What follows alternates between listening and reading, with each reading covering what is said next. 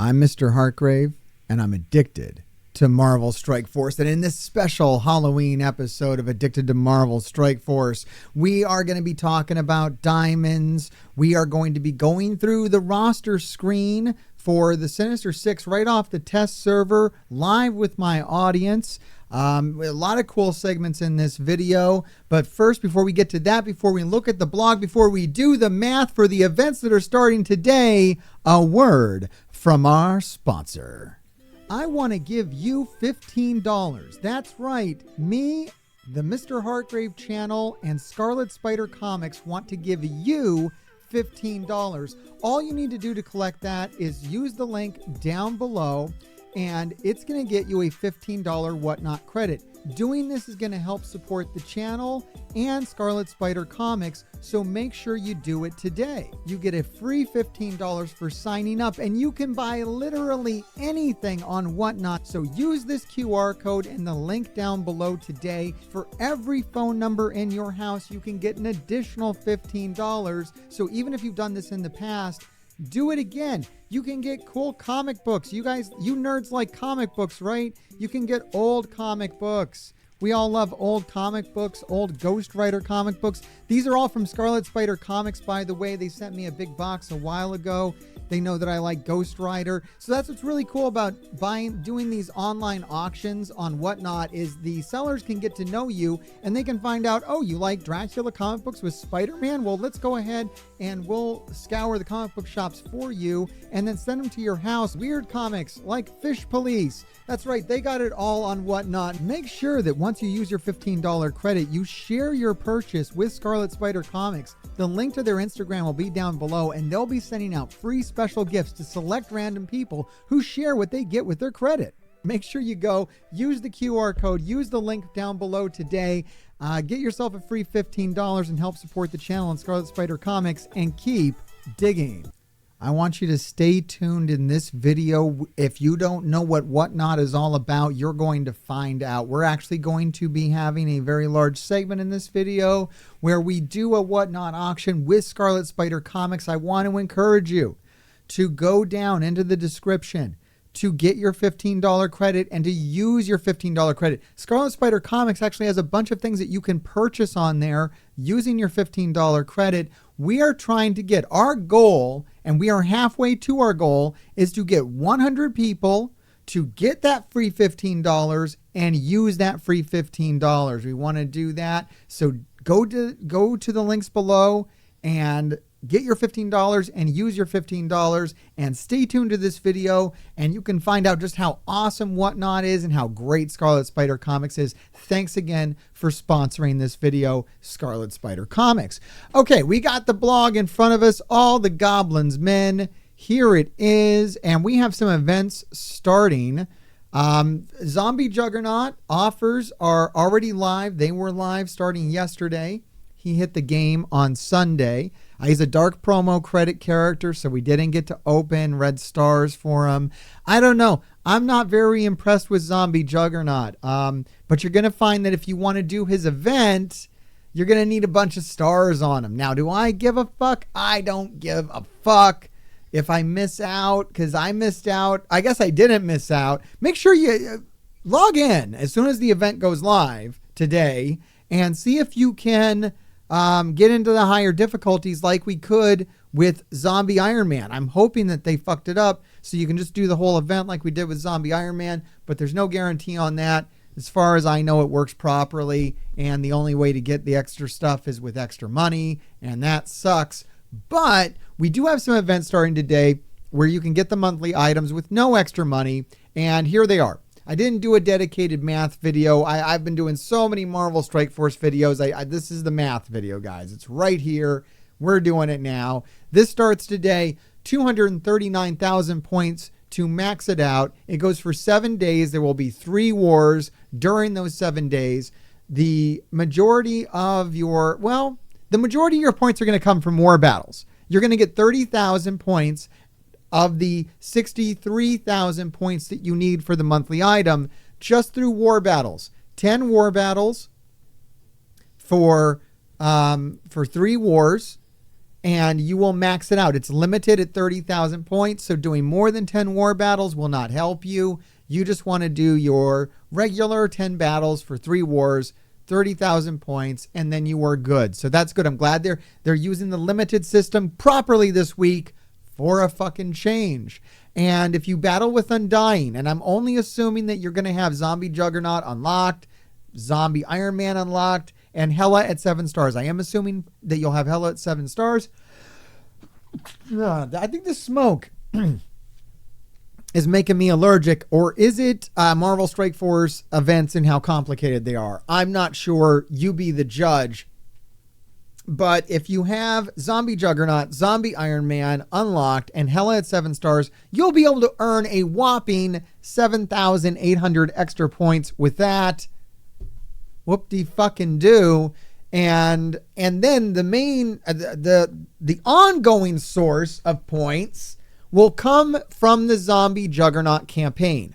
Through the Zombie Juggernaut campaign, which you'll be able to farm daily, like 1 or 2 nodes of. I don't know how this thing is going to look, guys. It's going to be like the Zombie Iron Man thing, but you're going to be able to earn tombstones through this, and you can buy campaign energy, and they say that the campaign energy is going to stay at like 50 cores to buy the campaign energy instead of ramping up to 100 cores. However, we don't know the fucking rate. Once again, I don't know the fucking rates. Are you going to earn the goddamn tombstones at a 2-to-1 basis? I don't fucking know. I'm assuming that you're going to use 1,000 fucking Zombie Juggernaut event energy a day, and that's going to be on a 2-to-1 basis. If it's higher than that, then fucking great. If it's lower than that, then fuck them. And that'll get you 2,000 points a day. Maybe it's all, who the fuck knows? Here, let me put a goddamn question mark on that, because nobody actually knows. Nobody would ever want to fucking tell anybody that. It's a goddamn state secret. And then over 7 days, that should get you 14,000 points. And if you add all this together, it exceeds the 63,000 points that you need for the minimum item. So what I'm trying to tell you is that you'll be able to get the monthly item for decent engagement with this bullshit. Now, there's also a web component, and it's just spending cores, guys. It's fucking a basic goddamn event. And the only thing is they want you to spend 800 fucking cores a day. So that's awesome. We won't be doing that. I'm assuming that we'll spend 200 cores a day, and that'll get you 2,000 fragments. What? Man, I'm fucking lost. Where the fuck are the fragments coming from? What are we doing now? What is this bullshit? I'm so fucking sick of this. We're supposed to be making these events. I mean, I feel like this is the less complicated event. I don't know if it's going to get less complicated than this, but this is still too fucking convoluted. Why are there shards and fucking tombstones and Jesus fucking Christ? So where is this web thing? You will get, okay, Crimson Tombstones. Okay, all right. So it's just tombstones. I wrote down fragments, but it's not fragments. It's not orb fragments. It's tombstones, and tombstones literally do nothing. It's just points. I don't know, man. They are bothering me something fierce with this. This is really... All right, there it is. So you'll get 2,000 tombstones a day for 200 cores, an additional 14,000 points, and you'll be able to max this out. Oh my God, these stupid events. And then there's going to be an alliance event, and that starts today as well. 826,000 points to max it out. 330,400 points is going to be the minimum. This is going to go for 4 days and 3 rounds of Cosmic Crucible. If you win your Cosmic Crucible, it's an alliance-wide event. So, and you don't have to win every battle. It's limited at 264,000 points. So most of your points you're going to get from that. If you play Cosmic Crucible with new warriors, and if you have all the new warriors at gear tier 16 on all 5, then you'll be able to get an additional 48,000. But that's through your whole alliance. If your whole alliance has all 5 new warriors at gear tier 16. Now, I told them that this one doesn't add up. This is no good. This is fucked. Because a lot of lower alliances, a lot of lower power alliances are not going to have everyone in the alliance have a full 5 new warriors at gear tier 16. That's not reasonable at all. So I told them that. I told them they need to lower the minimum points. Lower the points to get the final milestone that gets you the monthly item, because otherwise we're going to have a lot of smaller alliances that aren't going to be able to get the monthly item, and that sucks, and nobody likes that. So they should fix that. I don't know if they're going to listen to me. It's also unknown how many ultimate allied fucking orbs that you're going to get. Maybe you'll get enough to make up the difference. Maybe there'll be free claims. Still, I think that missing out on 48,000 points might be the difference between you missing out on the monthly item. So yeah, they should fix that and not be assholes. That would be my suggestion to them. Also in this blog is all the character kits, but I got another video where I read those off a PDF, and I got a section of this video explaining why I was reading that off a PDF. I know a lot of people were asking me, Mr. Hartgrave, why did you have to read a PDF? Other people had the character release screen. Well, other people aren't me. And then they asked me, Mr. Hartgrave, why didn't you know this or that about diamonds? I'm like, well, that's the nature of what I do. I only have a certain amount of time to shoot videos, but I explain all that later on in this video, so keep watching for that. Now, finally, there's one more section in this blog. They are working on a new game update method. So you notice this week, last week, the game went down for like 6 fucking hours. Well, they don't want to do that anymore. So they have a new game update method that they're implementing here, so that they can push things live, and so that they don't have to take the game down every time they want to like put a character in or whatever the hell they want to do. They won't have to grind the game to a halt. This should mean no more downtime. That also means no more comp, but I don't know. Maybe they can give us that comp in some other form, or maybe they can make the events better, or maybe they can do anything to make us happy at all. But anyways, they say that this is that there won't be server downtime and you won't be disrupted. But look, I would expect server downtime. I would expect you to be disrupted. I would expect everything not to work properly. This is going to fuck everything up. The game might catch on fire, and it might try to kidnap your dog. Like, I don't know, guys. Like, beware of this week. It's going to be fucking hairy starting October 30th. And then, yeah, expect all hell to break loose on November 1st when they actually start pushing things to the game. It is going to get really fucking weird. All right, I guess the next thing to do is to watch and react to the strike time video. I've been told that that is what I should do as a good content creator. So that's what I'm going to do. My chat wants to know, when do you think we'll be able to get the Superior 6? As far as release cadence, like when you're going to be able to unlock them, how long that's going to take. I mean, just like any other team, I think it's going to take as long as any other team that we've gotten in Marvel Strike Force. What it usually takes about a month. It'll take about a month for the full rollout to come.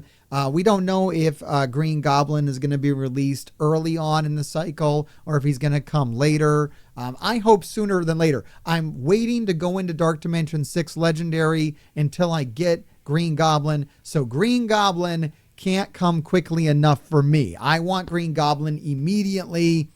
I'm assuming that we're going to at least get one character released on launch.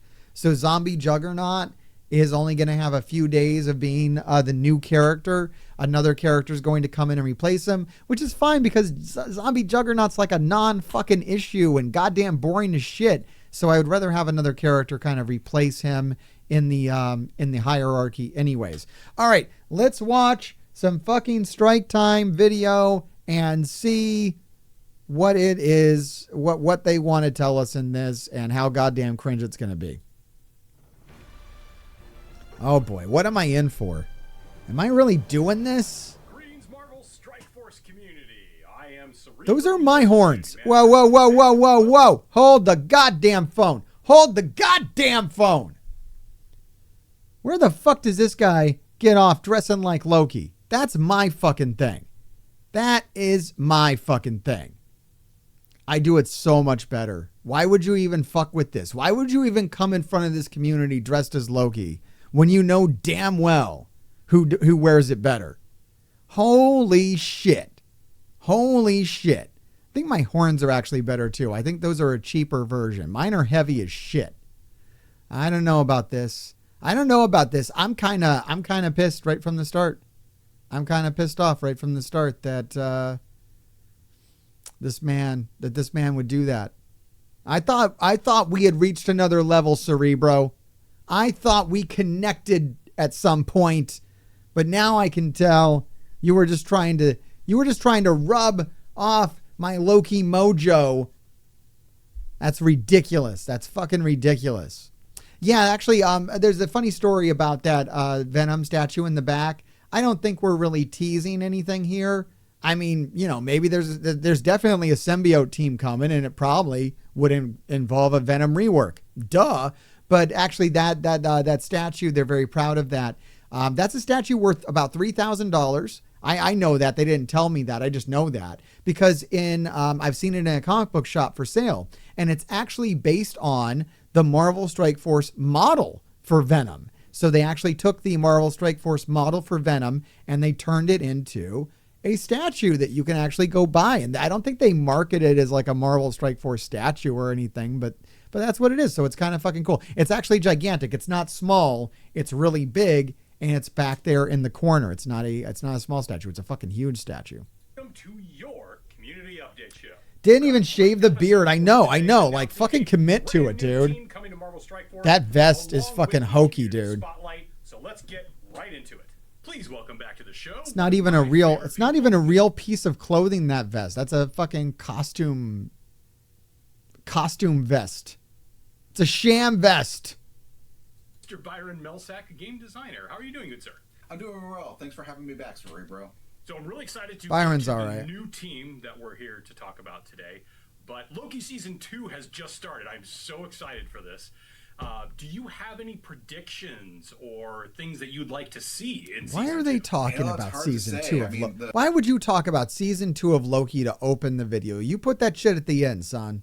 The first season was so full of surprises. I mean, how can you predict the god of trickery? Yeah. So if we were to see a new version of Kang, so like Gladiator Kang, Mermaid Kang, or something like that in Season 2, what do you think would be a great version of Kang that we should Pharaoh see? Kang. Obviously, the one that we're all waiting for to see a resurgence of is the Conqueror, but again, we'll see. I mean, there's enough Loki variants. There's got to be a Loki Kang at this point, right? Like, is that an inevitability? I don't know. What? That is a cool idea, though. Maybe they could call him the Usurper. Oh, that's pretty cool. Kang the Usurper here to take over I swear this conversation's making me dumber. Loki's role or something like that. Yeah, or the other way around. Oh, the other way around. Oh, wow. See, you're blowing my mind now, Byron. Well, This really should have been edited out. speaking of surprises, you are here today to deliver a special delivery, some exciting news about our next team coming to Marvel Strike Force. Yeah, well, I'm afraid it's not great news for our friendly neighborhood Spider-Man. Yeah, this isn't a surprise. I mean, I'm glad it's not a surprise. I'm glad that this, I mean, so interesting story about the release of information around Superior 6. I'm trying to remember now. It got out early. Everybody knew about it on oh yeah, that's right. Now I remember. Yeah, I didn't make a video at the time. I skipped making a video at the time because I didn't want to be the guy. I'll be the guy now that'll point out what happened. So there was a blog last week, and in the blog last week, the blog gets translated into like 18,000 languages, okay? Community manager Archangel, I'm going to try to be nice to him here. He does it. He translates the blog into 18,000 different languages, okay? One of the languages, he missed something that he should have pulled out. He should have pulled out the mention of Green Goblin and the Superior 6. So that was left into one of the versions of the blog, and the community got a hold of that. And then now that everybody knew about the Superior 6. So they thought that this would be the first time that they would talk about the Superior 6. However, we've known about the Superior 6 all fucking week. And then midweek, they opened it up to envoys to go ahead and let everybody see the kits and everything. So, yeah, that's a funny story. Long story short, community and manager Archangel fucked up. But I love him. And I hear he doesn't feeling well, and I hope he feels better soon. Everybody sends your good wishes towards community manager Archangel, allegedly. And because gliding in is the brand new Superior 6 team. We've got some highly requested villains emerging from the shadows, including the Slippery Lizard, the Wild Craven the Hunter, and the we put 7 red Spider stars Slayer, on all of them. And the next legendary character, the Dastardly Green Goblin, the classic version from Universe 616. That's the good. 5th member of the team will be Dr. Octopus. And he won't who will do be getting shit. A moderate rework, including some updated stats. And of course, Dr. Octopus can bring in another Sinister Six member, making it 6, right?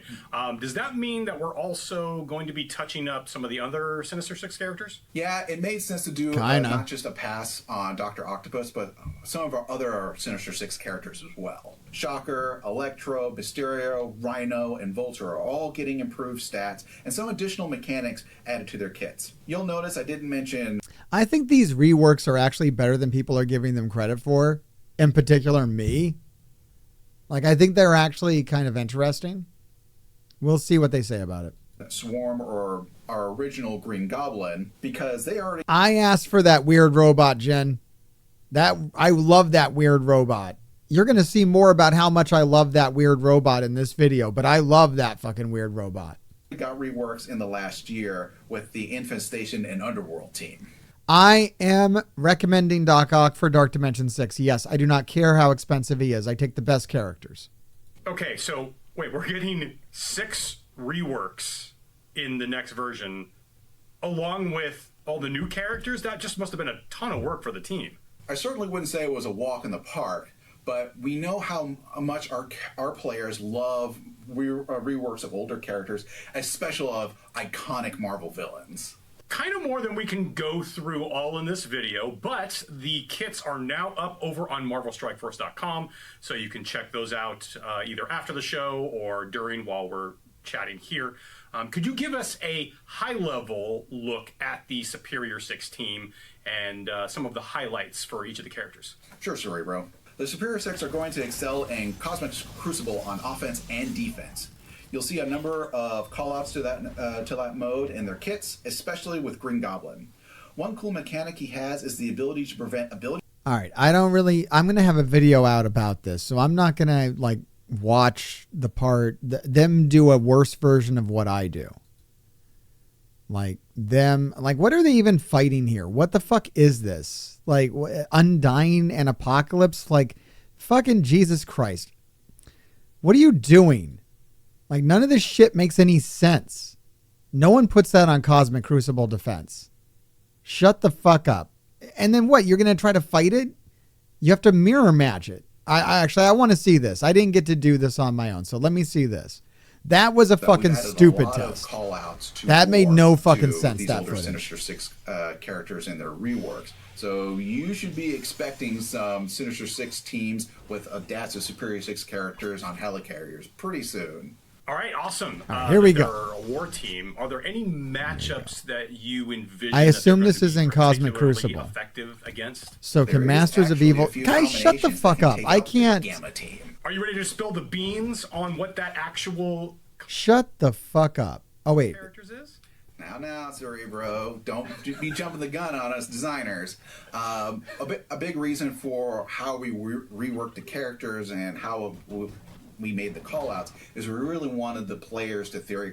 All right. They were gonna tell me something, and then he was like, no, I won't actually tell you anything. So yeah, here it is. Superior 6 pushes Masters of Evil shit up. Oh, good. I'm glad they didn't show me the end of that. That'd have been horrible to actually watch the rest of that attack. Oh yeah, good idea. I'm glad you cut away. Fuck. Black on his ISO attack, so Striker works really well on him. And he's still a durable protector, so you can also no. Fortifier on him. Wrong. To really up his already considerable durability. Wrong. Craven is a straight damage dealer, and he has ways to guarantee getting extra critical effects. I tend to run him with Raider to get those vulnerables applied and that bonus crit damage. Spider Slayer can apply offense Striker is the to correct an ally answer. on It's his always the ISO correct attack. answer. So Striker is a smart play with him. I'm glad you mentioned Spider Slayer. One thing I wanted to circle back on, I got the kit up, I'm looking at it. His ultimate looks pretty strong. Is this accurate? Yes, so he deals piercing damage. I would never do that. He deals 350 piercing damage twice. Yeah, nice. Ignores defense up, and then if somehow that doesn't finish off your target, he calls two it's a of delete his highest button. damage allies to also attack. Yeah, it's awesome. You get access to his ultimate a little earlier if you're going up against a Spider-Verse enemy. That works well with part of his passive. Oh, where good. he They're gets going to an really extra focus on ability how energy crazy on this character spawn is. if there is a Spider-Verse character on the enemy team. So you can open up with his ultimate.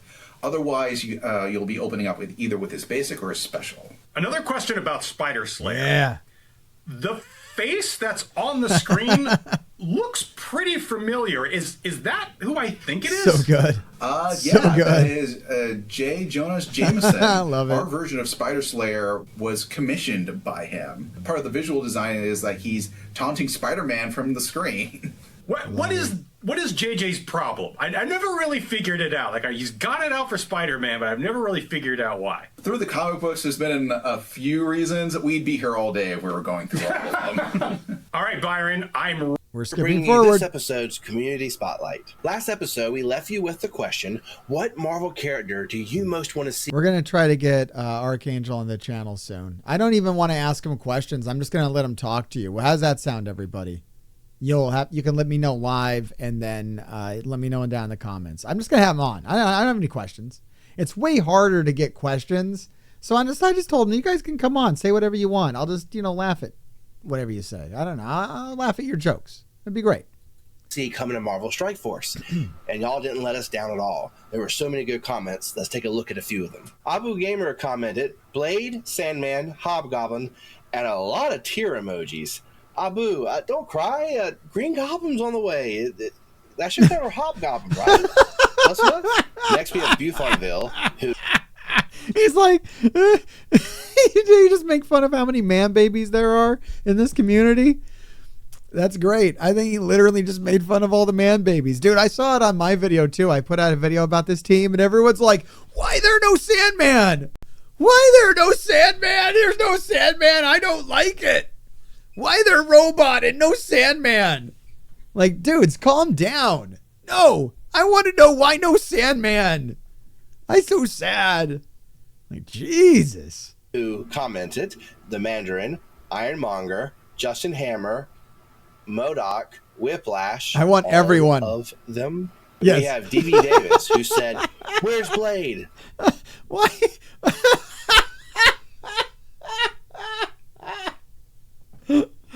I don't know, man. I think Archangel's kind of crushing it, dude. He's like doing all the jokes that I would do. This is great. That's another Blade request. I gotta say, Blade comes to the game. Whew, so exciting. Fourth, we have Dylan, who writes, I want Scorpion. Sincerely, Dylan. Fifth, we have Gilbert Retro, who said, just everybody's like, I don't like the characters you released. I want you to put out the ones that I want. What are you doing? It's so great. I would love to see Sentry, MODOK, Leader, Strong Guy, and Nightcrawler. Who wouldn't want to see Nightcrawler? 6, we have Eno Marcus, 4690, who commented, what is this? Warpath would be dope. Also Havoc, maybe Dusk or Darwin, and ends with Nightcrawler. Yes, Marcus. That would be dope. And finally... Oh, God, whoever edited this. Awesome did a good job. All right, I got to give hats off to the editor for leaving in that awkwardness. Good job, dude. User BQ2WM wrote, yeah, how come you didn't request Hydra Bob? Okay, I'm going to go get on there. And why no Hydra Bob? Why you have Red Skull and Zemo, but no Hydra Bob? One character I've been wanting to see forever now is Enchantress and Odin. I don't think you're alone on that one. Thank you, everyone, for all the comments you... Just trolling. Oh, it's great. Community manager Archangel trolling the community is my new favorite thing. This is amazing. Do it every strike time. This gives me something to watch, man. The first 9 minutes are like nails on a chalkboard, but this is fantastic. You gave to last episode's question. You may have noticed that in our weekly blog on every Friday, those charts are no longer in the middle of the blog as a picture. Now, at the end of every event, there's a little link you can click on that pulls a chart up. So our question to you, what are some changes you would like to see done to those charts, whether it be color or formatting? Let us know in the comments below. On our Marvel Strike Force official Discord, there is a channel for blog questions. Please go there and post your questions about the blog when they come out. Now it's time for our... Oh, that's weird. I didn't know you could do that. I just scream at YouTube about it. Isn't that effective as well? Brag channel. So the Marvel Strike Force Discord, go to the Brag channel. So he can troll them. Chad is savage. And so is community manager Archangel. And post your pictures, screenshots, or videos of amazing things that have happened to you in the game that you want to brag about. First of all, we have Flow Baby, who posted within 10 minutes of Ironheart Mark II entering the game their pool of 7 red for her. They said, first 7 red star posted, I win. Yes, Flow Baby. You win, and your prize is you get featured on Community Spotlight. Good job. Next is Agent Ward, who pulled 5 million level 5 blue Not Agent Ward, don't trust him. Sweet. Third, Boom. You looking for this? That's the name of our next poster, who shows off their 7-star. You know, I haven't done 7 red on Archangel. I just don't have the heart to. I don't think there's ROI in it anymore. I think he's actually doing a self-own right now. This late in the game and you just pulled the 7th red on like what? Like, hopefully he did that Archangel before, and hopefully it's just the 7 red. I mean, I've got a 7 red Apocalypse as well. Like, what's the big deal? 7 red Apocalypse and his horsemen. That's the end of the world stuff right there. 4, we have Minerva Primero, who says, yes, it's time for Big Boy.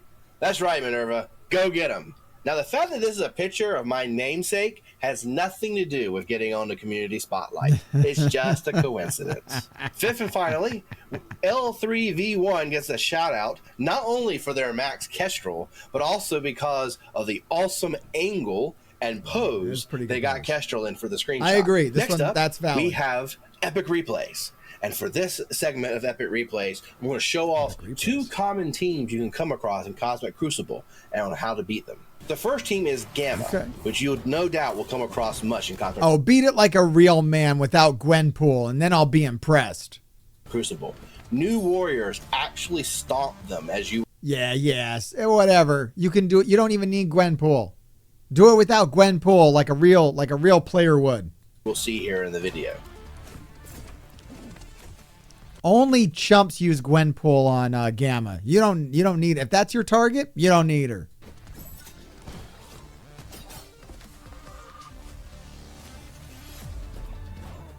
I do like her finisher, though.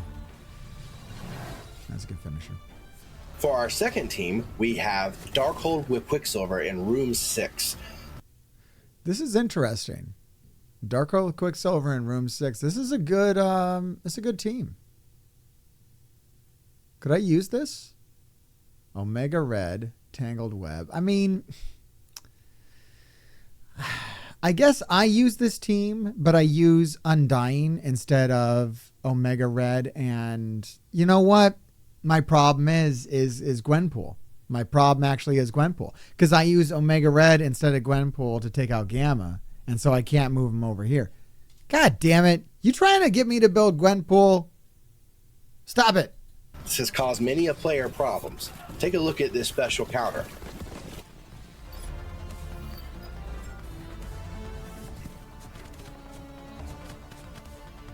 Yeah, it does work pretty good.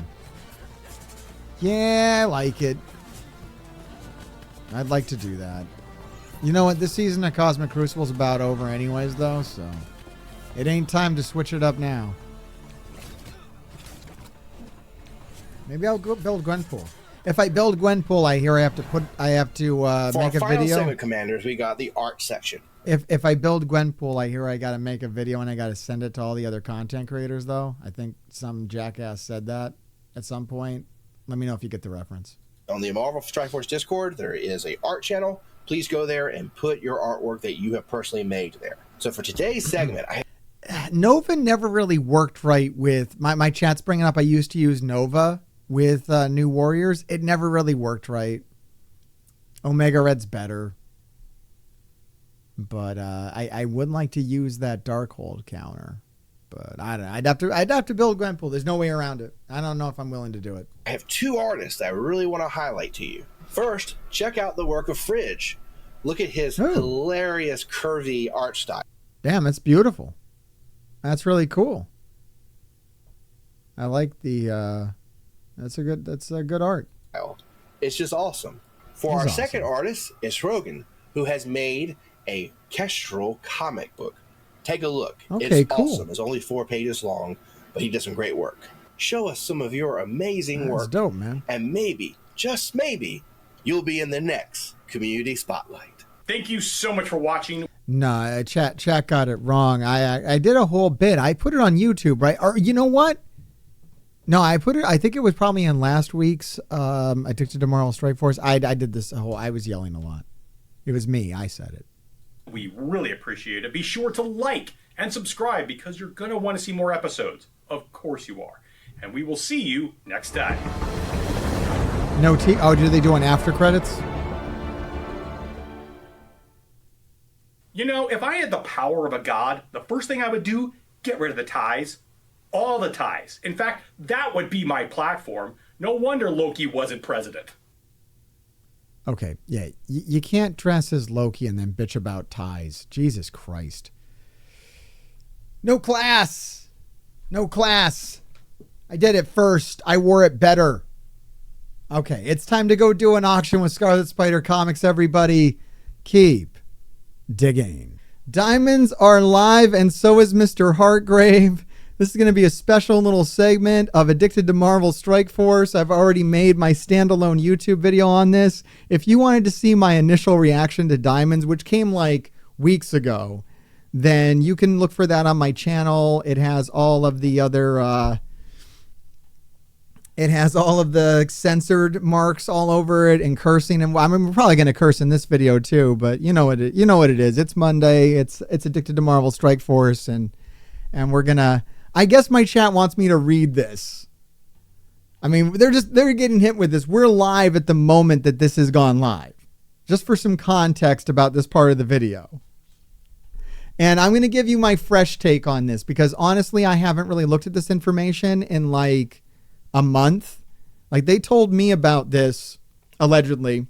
Let's just say I've known about this for a while now. And they took my feedback on it. I don't really think I had a goddamn thing to do about this. I'm going to use the talking point of Boundless and Scopely make all of the decisions. Of course, sure, they take feedback from the community or whatnot, but they are fully accountable for everything they do. The buck stops with them. No one else is responsible for Diamonds either being good or bad or sideways or whatever. The full brunt of Diamonds is on Boundless and Scopely. Okay? That's it. End of story. That's my take, and I'm sticking to that, right? That makes sense to me. So don't go fucking blaming me for it or thanking me for it or any envoy or any movement or any player or whatever. This is Boundless Scopely 100%, and it's got nothing to do with anybody else. This is what they want to do, and it's pretty much the way they wanted to do it, okay? This is what they're doing, and I don't really think anybody guided this ship, okay? This is what it is, other than the people that work for Boundless and Scopely. Boundless and Scopely. Scopely Boundless. Diamonds beyond the stars, beyond the suck, baby. It's fucking Diamonds. Grab your goddamn ankles. Here comes some fucking Diamonds, bitches. The Diamonds are coming fast and hard. Brace your fucking self. Some cute joke about Emma Frost. Who gives a fuck? All right. And yes, we know about incursion campaigns. So that's why we got incursion campaigns. Okay? Is because of diamonds. If you're wondering why they're letting us have 7 red stars on so much of our roster, the answer is diamonds. Okay? If you wanted to know why something good happened, it's because something bad is happening. And the bad thing is called diamonds. All right? It's that fucking basic and simple and straightforward. Now, to help this heaping spoon full of shit go down with the community, we have decided, Scopely Boundless decided to tell you that they're gonna do some increased character shard availability for you, okay? They're gonna give you a reach around, all right? While they're fucking you, they're gonna reach around and give you the courtesy. I mean, it's nice. A lot of companies, they're just gonna go to town on you, and they will not give you the courtesy of a reach around. Boundless, in all of its generosity, will in fact give you a reach around. So, that's nice.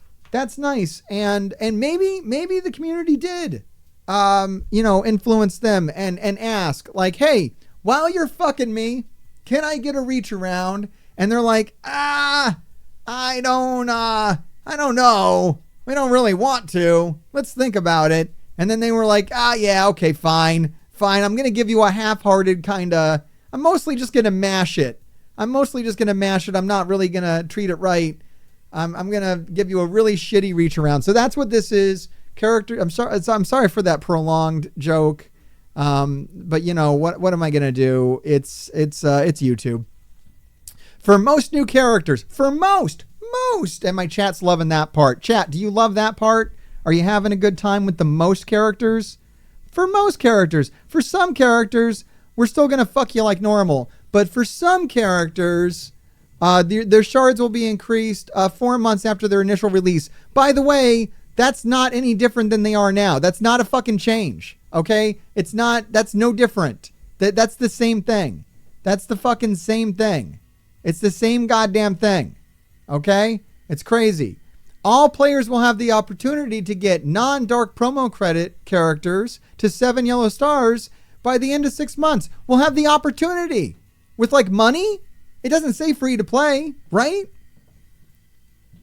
Okay, it does say players can earn 7 yellow stars entirely for free by playing the game. Entirely for free. But that might involve getting to the end of all the milestones. That might involve heavy blitzing. Who knows what that's going to involve? Who knows what the fucking metric is on that? They can decide how painful that is to get a character to 7 yellow stars. Who the fuck knows? But that's the intent, okay? That's the intent. Our goal is to ensure characters are useful and relevant to the meta game for at least a year. No change. Once again, that's not fucking different. That's the same thing. That's no change. That's nothing new. We intend to make shards more freely available via a variety of means. All right, there is some good information here. I did pre-read this, and there is some decent information here. They are going to increase War and Raid Store shards from 5 to 10 and 20. Now, that doesn't help me for dick. But this will help new players. And I do like helping new players, so good. In the War Store, the slots are going to go from 3 to 9. Well, thank fucking God. The Raid Store from 4 to 9. Thank fucking God. These things should have been done 3 years ago. I'm not going to fucking applaud them for doing shit that should have been done 3 fucking years ago, okay? You are not going to get praise from me from doing the things that you should have done 3 goddamn motherfucking 3 years ago, okay? It's not going to happen. Arena, Blitz, and Raid Orbs will drop twice as many character shards as before. Oh, amazing. Amazing. Thank you so much. Should have happened 3 years ago. Arena characters immediately go into the store. Really? The Arena Orb will finally go away? The worst fucking idea you ever had. The worst goddamn orb in the motherfucking game is finally going to go away? It should have never existed. But you're going to finally... Well, thank you. Well, thank you. Really, guys? You're going to take something that was universally hated when it was launched, and you're finally going to roll it back. After what? How long? 3 fucking years? Once again, shit you should have done 3 years ago is not going to garner praise from me, okay? It's not going to fucking happen.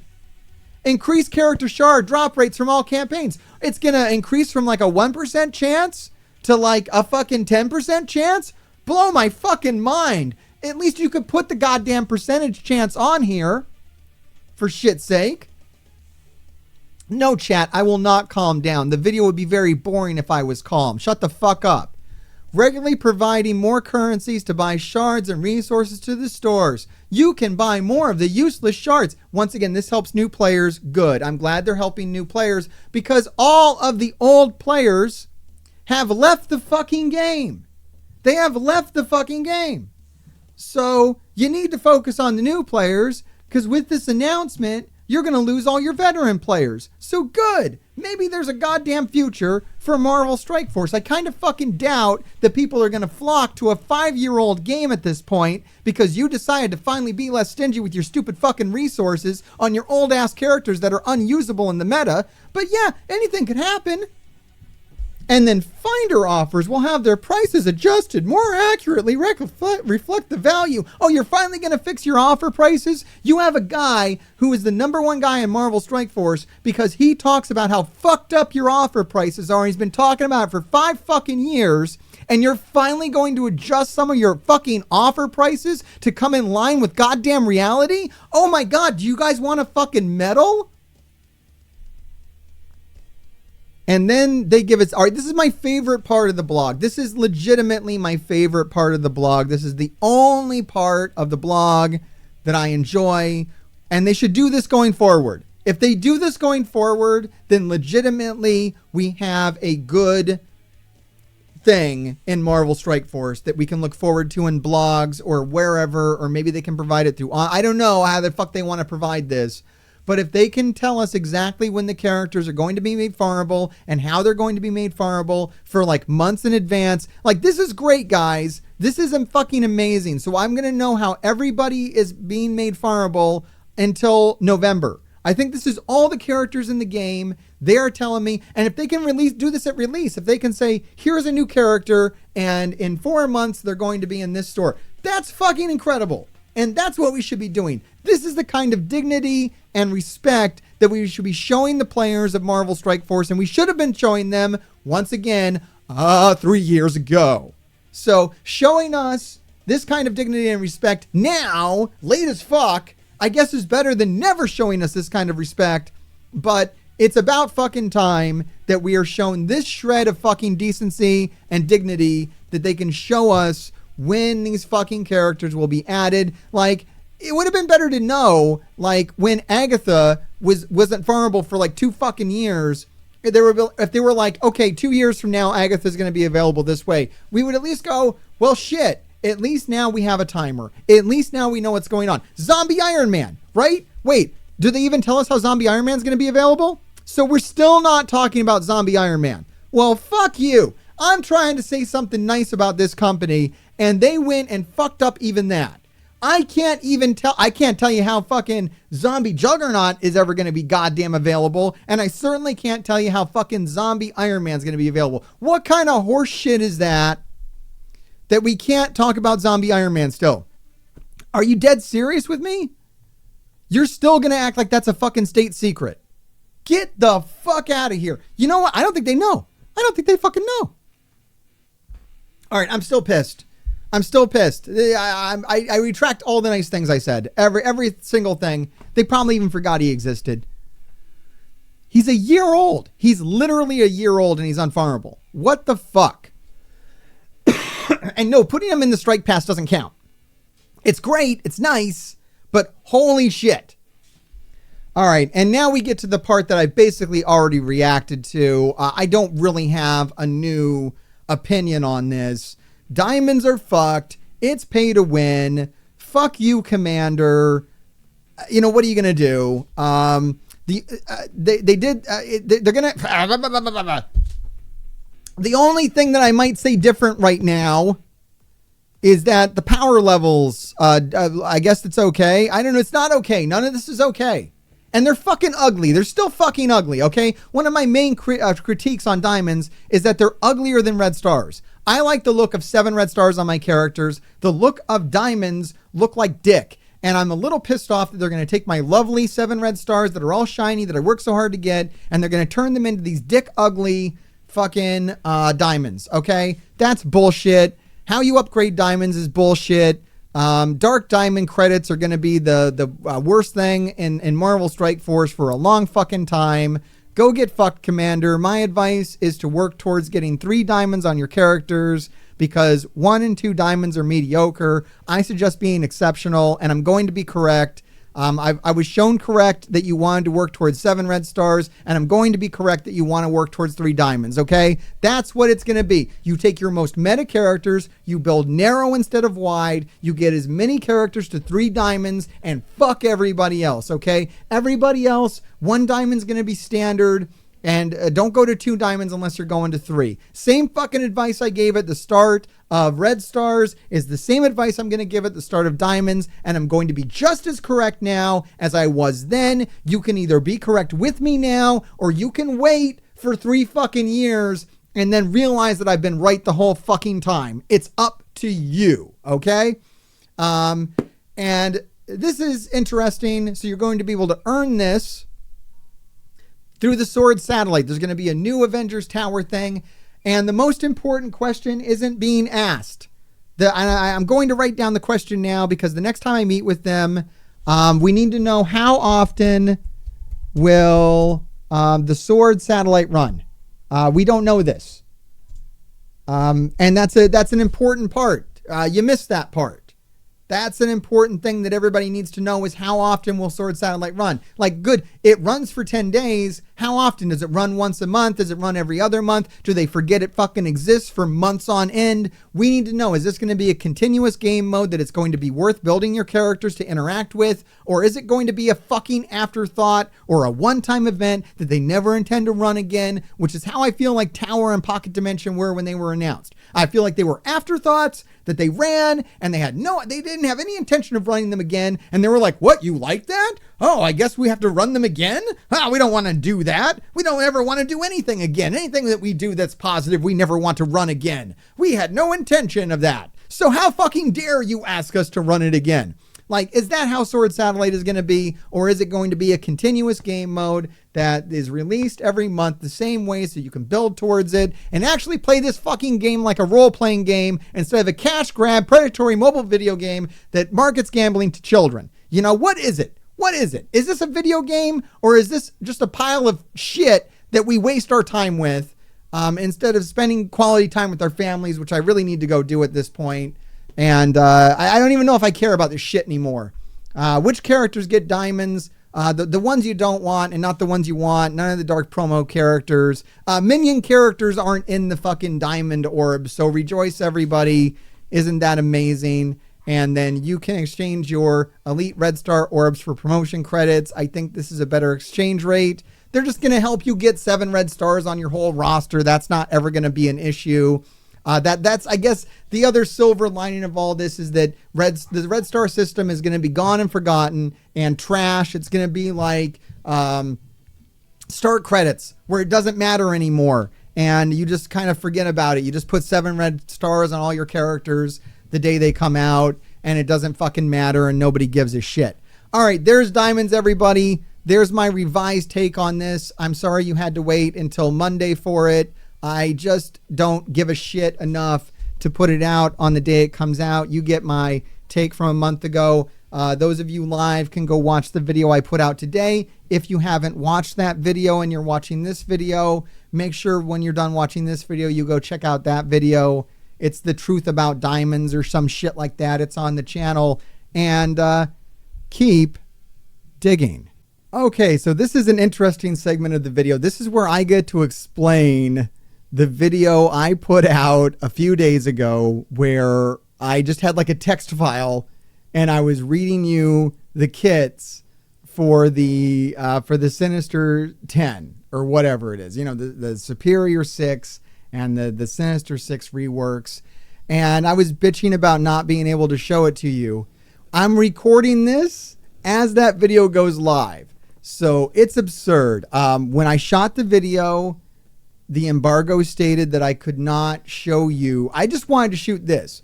I should have just shot the video the way I wanted to shoot it. What I wanted to do was just to come in here and show the characters on the test server like I've done before, show you their kits, show you what they look like, talk about them openly, and give you my impression because I like this team. I'm hype about this team. I think this team is super exciting because of how cool they look. Like, I don't even give a shit what they do. I just think they're a really cool looking team, especially Spider Slayer. Spider Slayer is probably my favorite character in the whole game right now. It's like up there with Nemesis and the Ghost Riders and Ultron. Like, I don't know. I like killer robots. I like crazy shit. And it's like both. It's like a crazy batshit killer robot. And it's fucking awesome. So I'm really happy I get to show that live on Twitch today for quite a few people. I always suspected that streaming the test server would be kind of interesting. Plus, I'm streaming right now while the game is dead. Like, if you remember back when I'm talking to people on YouTube right now, people on Twitch, I put this out every Monday. If you remember back on Wednesday, the game went down for maintenance and just like never came back up. So that's probably helping driving up the numbers here as well. So I got 95 people here with me live on Twitch. I've got the roster. Now I can show you guys whatever you want to see. We can drill into this however you want to do it. I've been very excited about doing this. Are any of them city? Here's the thing. They're all city. It's so goddamn exciting. The tags are so good. The tags are one of the things that make me most excited about this. And you're like me.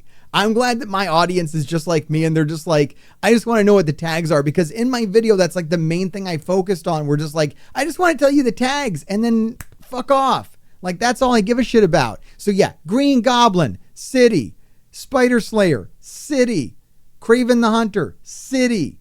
Lizard, city. It's all good, guys. And then like Lizard is bio. Kraven is skill. We got another good city skill character. What the fuck? This is crazy. Spider Slayer tech. Look at fucking Spider Slayer, guys. Is that not the coolest shit? He's all glitchy. Oh my fucking God. He's like the Ed 209. He's like the coolest shit in this entire game. How fucking amazing is that?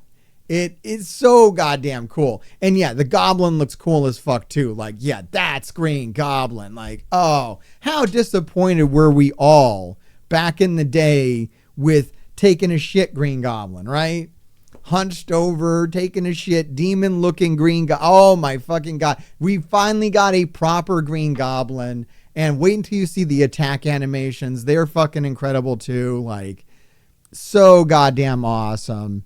I am so excited that we're getting a proper Green Goblin. And he's not like old school. Like, he's a really nice combination. They did a great job with mixing, like, and I don't know how much of this is them and how much this is the design just right now at Marvel, but I like this hybrid between the traditional Green Goblin and like William Dafoe and what even like the Amazing Spider-Man kind of Green Goblin. There's some elements in the glider from that. Like, it's such a nice, it's a nice update. It's a nice modern look to Green Goblin. Really, really like it. I don't know why my audience is talking about, my chat's like talking about Secret Defenders. This has nothing to do with Secret Defenders. This is all Superior 6.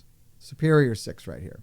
What game mode are they for? They're a Cosmic Crucible team, either offense or defense. If you're smart, you're going to put them on offense. Oh, okay. My chat's talking about Dark Dimension 6. Yes. So Robbie, Hardlight, Spider Slayer, Kraven, Lizard. Yeah, do that. Just if you want to have the best possible, most meta city team for Dark Dimension 6, it's Robbie, Hardlight, Spider Slayer, Kraven, Lizard, and build these guys to the moon. My honest advice about this, and I'm not shilling, fuck it, if you want to call me a shill, you go right ahead. But honestly, if you're going to play this game, this is a team all tier 18. Dr. Octopus and Green Goblin Classic. Take both of them into Dark Dimension non-Horseman Legendary. The whole fucking team to tier 18 is my recommendation. This is a solid goddamn team that you're going to want at tier 18. Now, I have not got to test this thoroughly in Cosmic Crucible. In fact, that's one of the things that I should be doing right now. I will have that video, God willing. If they stop fucking with me, I'll be able to do that. Uniques, yeah, we should be able to look at uniques, guys. I don't see any reason why we can't. Oz formula for Green Goblin Classic. Now, all subject to change. This is on the test server. You know, I think that this was fucked up at some point, but it's fixed now. It's Oz formula, so that's good. Green Goblins, Oz formula. Spider Slayer, shit, I've already upgraded them, so honestly, I don't know. You're gonna have to go to another video for that one. Craven is augmented molecular cloth. And let's have a look at Lizard. Lizard is superior unstable cloth. And then that's it. All right, that's it. I don't know what Spider Slayer is. You know what? I know somebody else out there knows. Hey, there's a recommendation for someone else's video, or, you know, when it comes to the game. So very, very exciting stuff here. So the characters are already in the game. That works for both Sinister Six and the team is Doc. I don't know what you mean. So the Sinister Six has a rework as well. So the Sinister Six has been given a rework in addition to these members of these 5 Sinister Six. So not Green Goblin, not Swarm, but everybody else has a mild rework. Actually, one of the better reworks is Shocker. Shocker got a nice addition to his ultimate, where it reduces the speed bar by 20% for all targets as well, if he has 2 or more superior 6 allies. So that's kind of cool, and that's kind of like summoned Shocker. So he's not going to do that on a Sinister Six team, only with the superior 6. But as long as you have 2 superior 6 members, when Green Goblin summons Shocker, his ultimate now is going to reduce speed bar by 20%. So that's kind of cool. And when he's summoned, he does offense up for 2 turns to everybody. And all of the superior 6, I believe they also count as Sinister 6. So not only are they superior 6, but they are Sinister 6 as well. So they all have the Sinister 6 tag. That's another great thing. The tags on this team are really crowd pleasers, because anywhere you can use the Sinister 6, you can now use the superior 6. That's unlocks. I believe that's going to help you unlock. What can you unlock? Shuri with them? I don't know. There's all kinds of cool shit you can do with the Sinister Six. Now you can use all these new characters as well. So it's very, very exciting. I really like that. Does this affect who Doc Ock can summon? Doc Ock is still stuck with the basic summons. Still the same. He summons the same characters. He's not going to summon Spider Slayer or Craven or Lizard. He summons Shocker, basically. You get Shocker. Doc Ock got a very small rework. It's nothing. Basically, the Doc Ock rework is rolled into Shocker, and that's all. That's the only place it really exists. It doesn't really exist elsewhere. Everything else, it's pretty much the same. I mean, he got a stat boost, but he's nothing to write home about. It's the same kind of, it's nothing, it's all this, it's basic shit. He didn't get like a transformation. He's not like a different character now. He's the same. Yeah, there you go. Shocker, Vulture, Rhino, Mysterio, old school Green Goblin, not Green Goblin Classic. Like, fucking sucks. But whatever. But yeah, same shit as before. Nothing new.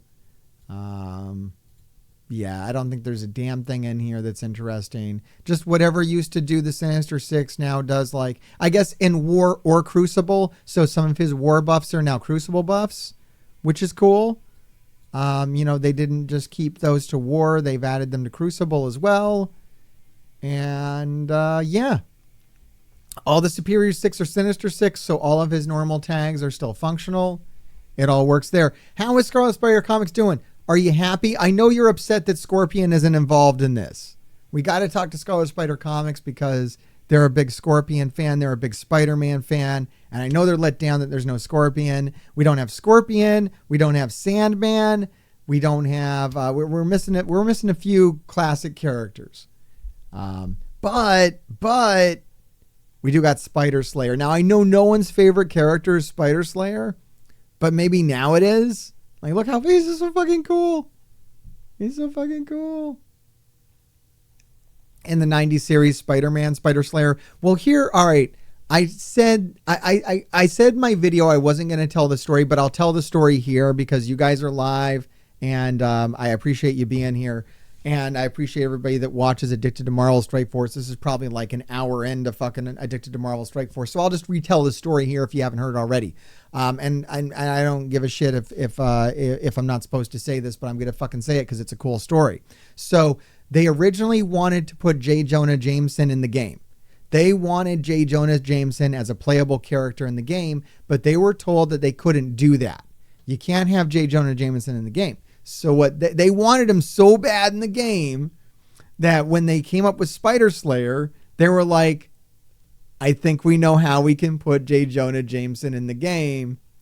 And that's why he's up there in the computer monitor. That's why you got Spider Slayer. It's such a great maniacal way to get him in here as a killer robot. I thought that was a really cool story. I like one of the interesting things I found out in California is how kind of there's a few members. I'm just going to say it kind of vaguely. There's a few members of the team that got like a twisted sense of humor like myself. And we bonded, you know. I was like, nice. Like, you know, these are the guys that put in the Nemesis stuff. You know, I asked him about that. I'm like, who did the Nemesis line where he kills a bunch of civilians and says, like, will the ashes of, you know, your brother and your children and your families rain down upon you? And they're like, yeah, we didn't think we were going to get away with that. I'm like, that's crazy. Like, you guys are a little fucking cracked, and I like that. And that was one of the things that was interesting is like, yeah, they wanted so badly to put J. Jonah Jameson. You can't have people like kicking J. Jonah Jameson in the balls and stuff. Because that got brought up a lot because Black Cat now kicks people in the balls. So that's like every character you got to put in the game has to have like a getting kicked in the nuts animation. So you can imagine, you know, there's like characters that are pregnant and stuff. And now, thankfully, there are lines being drawn. They don't want to have pregnant characters, you know, kicked in the crotch. But Spider Slayer is all good. Marvel approved. He's in the game. It's J. Jonah Jameson as a crazy robot. I'm excited about it. No, I don't mind Scarlet Spider comics. I don't mind that people aren't getting their favorite Sinister Six member. But we know that if the game keeps going, which it seems like we're going to keep going, we're going to eventually get, you know, Sandman. We're going to eventually get, Scorpion, the rest of the Rogues Gallery. I mean, Spider-Man has such a big Rogues Gallery, so it's really exciting to see 4 new of them. I'm really glad that we're just getting proper Green Goblin. But yeah, I want to see Hobgoblin, right? I want to see Hobgoblin, and you know, I'm going to say this. I'm going to throw a little teaser in. I'm going to say a little something. There are other Green Goblins. And maybe it's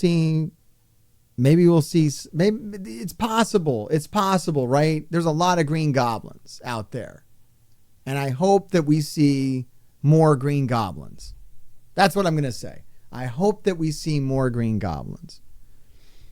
Allegedly, subject to change. I don't know anything. But if we did, I bet it would be amazing. I wish, Sandman would be cool. I mean, that might be some next level stuff. I mean, you could do a crappy Sandman, but you could also do an amazing, mind-blowing Sandman, right? You could do a mind-blowing Sandman for sure. I don't know. I like Hobgoblin. I think Hobgoblin's cool. He's a little more Halloween themed, isn't he?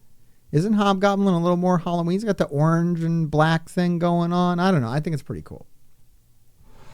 We had people kneeing people in the balls before Black Cat. Is that true?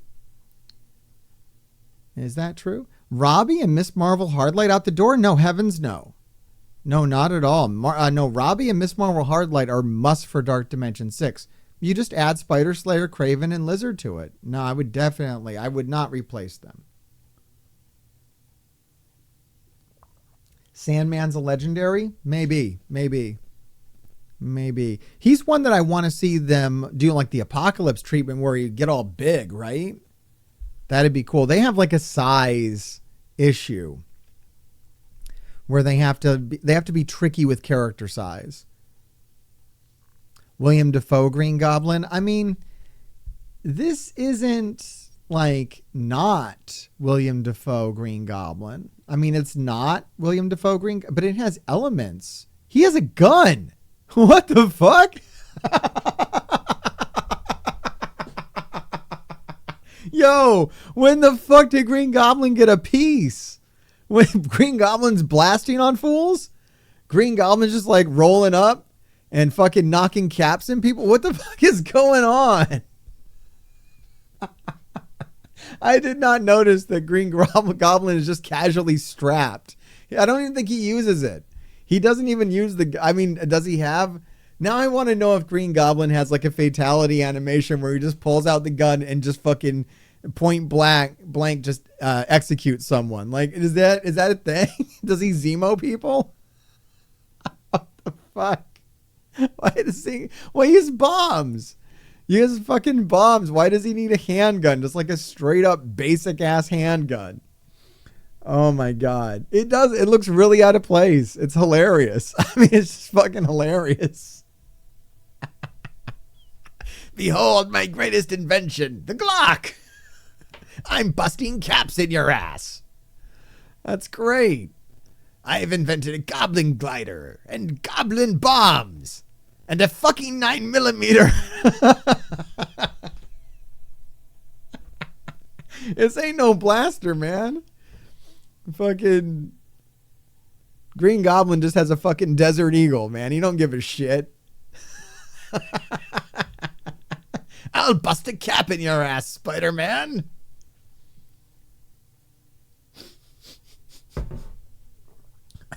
Well, fuck it. Plan A and Plan B failed. Time for Plan G for Glock.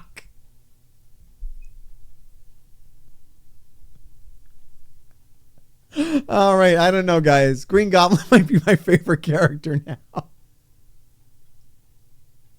It's really good. It is really random. I mean, it must come from the comics. You think this is like, sometimes Marvel will, like, allegedly, I think that sometimes, it was the way I gotta talk. Sometimes I think maybe Marvel will have like notes and they'll be like, oh, well, you gotta make sure you do this. I wonder if that was the note, like, okay, you guys can do this, Green Goblin, but you know what? Could you strap a fucking Glock to his leg? This looks great and all, but we need him to have a gun. It's important that your Green Goblin have a gun. This is the gun that I shot Uncle Ben with, Spider-Man. Like, what is it? Does it have lore? Oh, man, I love it. Yeah, the detail on the glider is amazing. No, I really dig the character design in general. It's so funny. All right, you guys want to see the Green Goblin kit? Yes. My chat's in charge. I've already done a video where I've been in charge. You guys are in charge. So let's start with the basic. The basic's the Goblin Bomb. Attack primary and adjacent targets for 320% damage and apply defense down. Now, the thing is these are all empowered too. You can empower these fuckers. And so on Crucible offense, you gain plus 10% crit chance for each Spider-Verse character that's present. Oh my God. That's on both sides. Do these guys count as Spider-Verse? They do. Oh my God. Yeah, they do. They all count as Spider-Verse too. Oh, the tags just keep getting better. All right, so that's crazy. The empowered version can have like 100% crit chance. So yeah, I was already thinking Raider for Green Goblin, but that empowered basic would definitely give you something there with the extra. You're going to guarantee crit on his basic, which is kind of fun. All right, then he has his special maniacal assault. This is where I blast him with my pistol. Gained offense up and speed up. Clear barrier on primary target. I love how barrier just gets negated so many times by so many characters. They just don't give a fuck. Attack primary character for like major damage and do the following actions to the primary target. Reduce the speed bar. Flip a positive effect to defense down. I wish it would flip defense down before damage. That would be better, of course. Flip all other positive effects to negative. What? What? What? What? Maybe it does do defense down first. I just don't understand. Why does it flip one random positive effect to defense down and then flip all the other positive effects to negative effects? I guess to make sure you always get a defense down. Okay, I guess that makes sense. You always get a defense down and then everything else flips. Got it. And then you apply trauma and heal block. And then in Crucible, the trauma is for 2 turns. So you get trauma outside of Cosmic Crucible, boys. It's not locked to Cosmic Crucible, which is nice. And if the primary target has Safeguard, so yeah, and it gets even crazier. So if he hits somebody with Safeguard, then you get offense up and speed up for 2 turns. And he does he gets pissed off. So if Green Goblin sees Safeguard, he gets totally pissed off. And then he just destroys the speed bar on that character too. So fuck, if you got Safeguard, Green Goblin is just going to ruin your life. He's going to entirely ruin your life with this special. So that's cool to know. You're going to want to hit someone with Safeguard. It's kind of like Titania, where you're looking for that Safeguard and you're like, oh, that's my target. Bam, fuck them. And that's where Green Goblin's going with that. And then he's got his Goblin Bombardment. Clear barrier on all enemies. Fuck all your barrier. All your barrier goes to shit. And then he attacks all enemies for kind of a small amount of damage, quite honestly. A little bit of extra damage for Safeguard. And then he flips one positive effect to a negative effect and applies heal block. And then he reduces speed bar by a piddly shit amount. Wait, is this bullshit? If target does not have any positive effects, apply trauma, so that's good. And Crucible, clear 1 charged.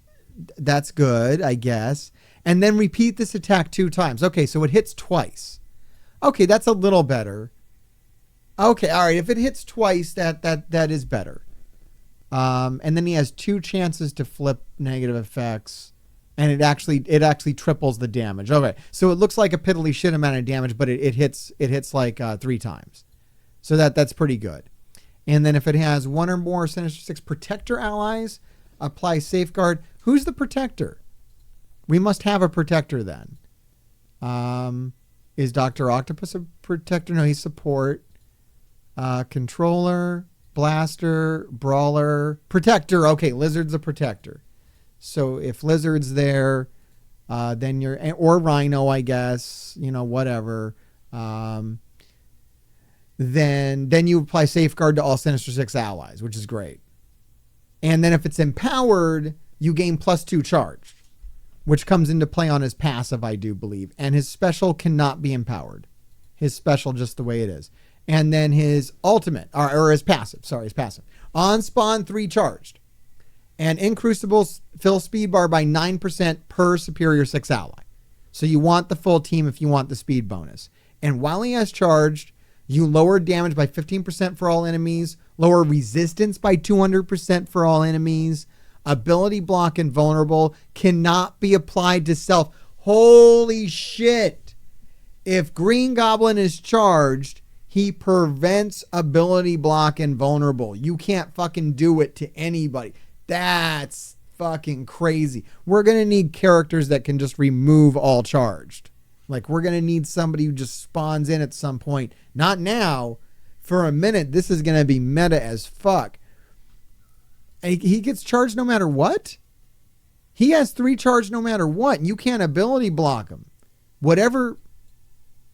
You're fucking kidding me. For any Sinister Six allies. Okay, crazy. This team's nuts. You cannot ability block them. I think that's the first team where you just can't ability block.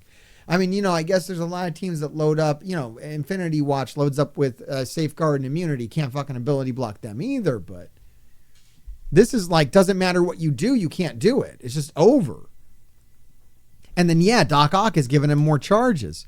At the end of any enemy turn, if this character has charged, attack that enemy and adjacent targets for 200% damage. Holy shit. So anytime an enemy takes a turn and Green Goblin has charged, he hits him and everyone around him. So yeah, Raider, man. And then he applies defense down and flips speed up and flip 2 additional positive effects into negative effects and loses a charge. So really all your charges are gone after one enemy turn. But it's pretty good. And then if it's empowered, he applies defense up for 2 turns to self, but that doesn't really matter. The empowered one that matters, I mean, the fun one is his basic. His basic is fun. And then, yeah, he does gain 2 charged with his, if you empower his ultimate, which is interesting. He doesn't get any charges if it's not empowered. So the character gets like a little bit better if it's empowered, but I don't think he's like game breaking. But he's cool, yeah. As far as Cosmic Crucible, guys, stay tuned to the YouTube channel, or maybe even this video. I don't know how much weird footage I'm going to put in this video. This video is nuts right now. If someone has Safeguard on turn 5, he will pistol whip them for 5% damage. I had to hit him with my Glock. It is great. It is fucking great. We're not getting over it. Shouldn't his unique be Judas bullets for his gun? Right? Green Goblin cosplay from Mr. Hargrave? Maybe. I know I would definitely have to be strapped.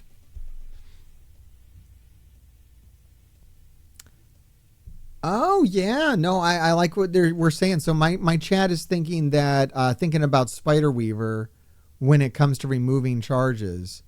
Yeah. Oh, wait.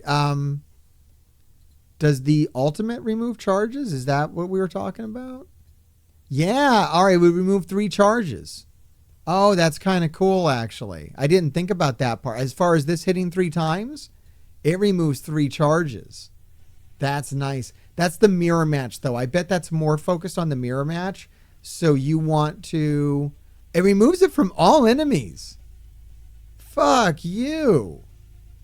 Any team that is powered by charges, Green Goblin will fuck up with his ultimate. His ultimate is devastating against the right team. Any team that's fueled by charges, Green Goblin will just strip them all off. That's crazy. It's not Cosmic Crucible specific. In Crucible, he only does the clear charges in Crucible. So yeah, no, that's way funky. Like that's gonna be if it wasn't locked to Crucible, this character would be meta forever because we're gonna see lots of charge characters. I don't know anything. I'm just saying. I think over the lifetime of this game, this charge mechanic's gonna keep coming up, and that could be. Yeah, I mean, right there, like Heroes for Hire kind of thing. Destroy all them out, but you can't do it can't do it in war. I wish they would have put it in all game modes, quite honestly. Green Goblin's cool enough to be meta forever. Just let him do it. Who gives a shit? Green Goblin should fuck up Heroes for Hire and war if you want him to. Like, why not? Who cares? They're trying to rectify Unlimited being so bad. Does Unlimited run on charges? If they do, then yeah. I don't even know. Charges haven't been... The only character I really pay attention to with charges is like Spider-Weaver. That's the only one I pay attention to. Now, I don't even pay attention to Heroes for Hire. I don't care if they have charges or not. They die. I don't give a shit. Is the game back up or is it still down, everybody? I might just keep streaming until the game goes back up. Once the game goes back up, no one's going to want to hang out with me anymore. No, it's still down. Wow. Marvel Strike Force has died, everybody. The charges preventing ability block isn't... No, the charges... No, his passive is not locked to Cosmic Crucible. You cannot apply... As long as he is charged, you cannot apply ability block or vulnerable to Sinister Six allies or him, which is crazy. I think that's really interesting. No, this is the test server. You see the little... I got the little disclaimer down there. Little disclaimer. This is the only way we can view the game right now. The team is actually very good. Yes. Oh, as a make good for Unlimited being bad. I think Unlimited X-Men was always a good Cosmic Crucible team. It's fallen off. So we do need like a new... I think a new meta Cosmic Crucible team, it's a good time for it. because War Dogs Wakanda is shit. It's fallen off entirely. And then Unlimited X-Men is really lost its shine. And really, even Tangled Web isn't all that it's cracked out to be anymore. It's not. It's whatever. If you put it on defense, someone's going to destroy it. If you use it on offense, you might lose. So I think it's time for a new Cosmic Crucible offense team. And this one is balls to the wall, amazing. I'm really into it. I think it's great. Can I say anything about the release method? I don't know anything about the release method for these characters, quite honestly. Well, I do know one thing. I guess I know how Green Goblin's being released. Green Goblin's a legendary. He's a Scourge release, so we know that. We know that Green Goblin, if you want to get him at any level, you're going to need either Rebirth or New Avengers. If you want to get him at a high level, then you're going to need both. Absolutely, you'll need both. But I believe either Rebirth or New Avengers is fine. Yeah, Masters of Evil is our true Cosmic Crucible, Apex team. Now it's going to be Sinister, Superior 6. Wow, man, that guy just came in and got banned. Why was it such a... I was going to read that. What the fuck?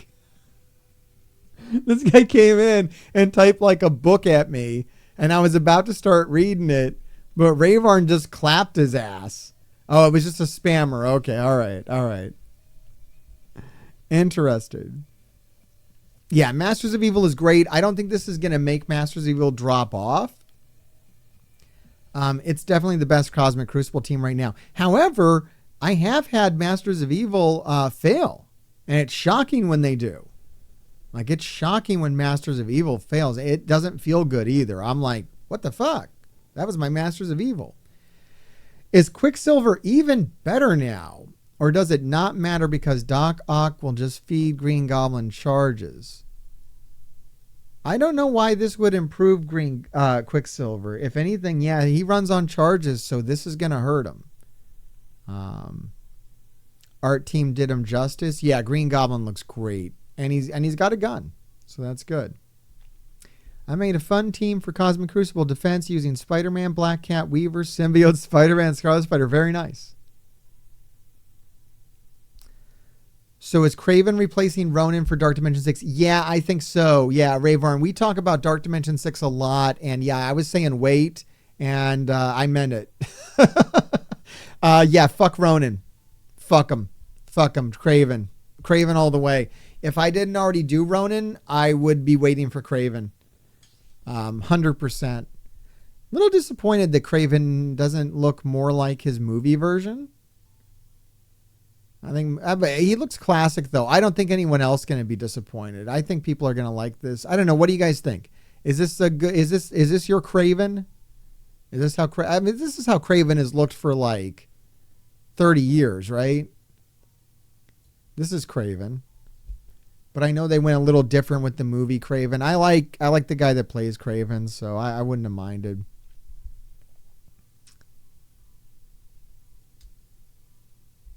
And yeah, this is the next team coming to the game. This is what's going to be in the next patch. Yeah, this looks good. People didn't. I mean, they just really went with crowd pleasing on this. They didn't fuck around, right? Like Dr. Octopus. Looks like Dr. Octopus has from day one, right? Green Goblin. Just fucking classic Green Goblin. Little sus with the gun. He's packing heat. But, other than that, it's just Green Goblin. Spider Slayer. This is something that we didn't know we wanted. I didn't know I wanted Spider Slayer. But, like, this is why I play these games. Like, literally, this is the reason why. Is I didn't know this character existed.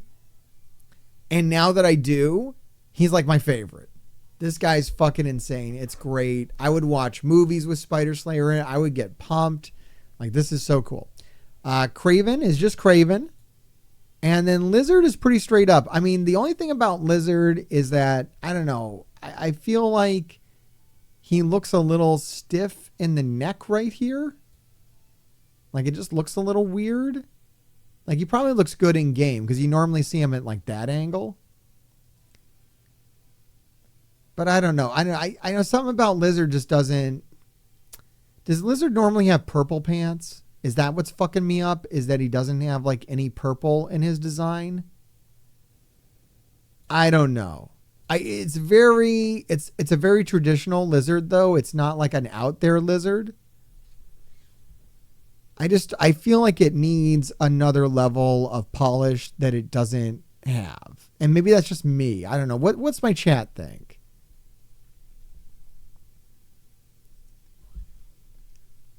Everybody seems happy with everything else. New Green Goblin's a legendary, so the requirements are a big question. But no, the requirements are not a question. I told you what it would be.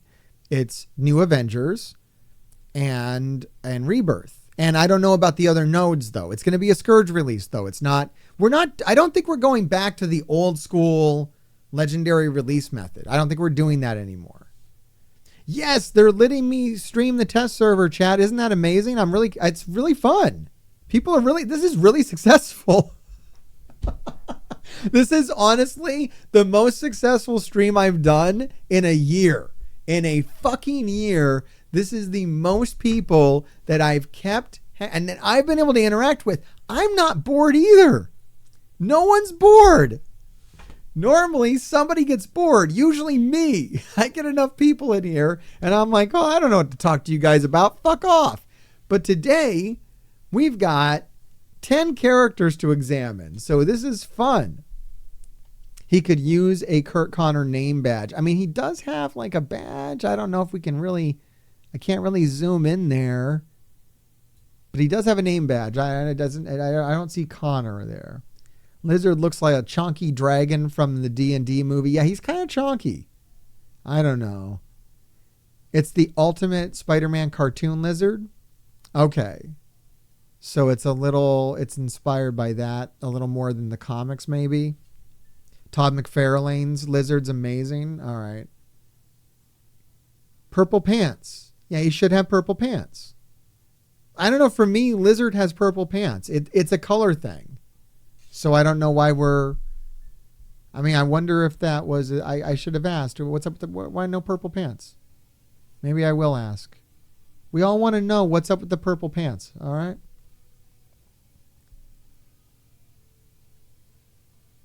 Spider Slayer, though. I love how cracked Spider Slayer is. They just wanted Jay Jameson in the game, and they fucking got him. I love it. I love it that they were so determined to have Jay Jameson in here trying to murder Spider-Man that they actually accomplished it. They have a deranged J. Jonah Jameson. And I love the look. I love the straight up comic book look of J. Jonah Jameson. It's amazing. It's so fucking good. Oh God, it's so cool. I could look at that forever. It's amazing. No, Zombie Jugs is not a legendary. The only legendary in this patch is going to be Green Goblin Classic. He is our new Scourge release. It looks better than his movie version. Oh, you mean the lizard looks better than the movie version? I think so too. Yeah, it is kind of weird. Well, I think that, I don't know. We'll see. We can still get Zombie Jugs. We should still get Zombie Juggernaut. I think he's going to come before or in tandem with. I think it's going to be Zombie Juggernaut and then Ironheart. Subject to change. Me and Valley were guessing that Ironheart was going to be the next month-long character. I don't know if that's true or not. I really don't. Lizard should spawn as a one-armed Kurt and then quit. That's what it's missing. Thank you. Thank you, chat. That's what I don't like about Lizard is I don't want to see him as the Lizard. I think in his character select screen, he should be, I don't think it should be Lizard at all. I think it should be Kurt Connors. I think in the character select screen, Lizard should not be Lizard at all. It should be Kurt Connors. And then in combat, he should turn into the Lizard at the start. Yes, that. And I'm so sad that I wasn't able to give that we weren't able to give that input. I think they could have done it. I think they absolutely could have done it. I mean, same thing with the Hulk. It would be cool if in the character select screen, he was just Bruce Banner and then he fucking hulked out. That would be kind of awesome. But I think for the Lizard, like, I don't know. I get the way the Hulk is just the Hulk. I think for the Lizard, it would be kind of cool if he had that transformation, because so much of the Lizard does go back and forth a lot. It's kind of the story. I don't know. It'd be cool. It'd be cool. Maybe we'll get the costume where we get purple pants on the Lizard. You should be able to pick any color you want. Any kind of pants you want on the Lizard would be nice. Okay, the game is back up, everybody. I hear the game is back up. The game is back up. So it is time to play Marvel Strike Force. All right. Well, there you have it. That's the Sinister Six. It was really fun showing it to you on stream. Maybe I'll take some more questions while we're live, but that's going to do it for this segment on Addicted to Marvel Strike Force. Thanks for watching this part, and keep digging. I think it's looking good on my end. Everyone's joining. Oh, let's make sure everybody gets the invite link. I can toss that in chat. Great. Yeah, if you want to give them the invite link and the auction link. Anyone who hasn't claimed the $15, go claim the $15 for the love of God. And use it. Use it now. Now is the time.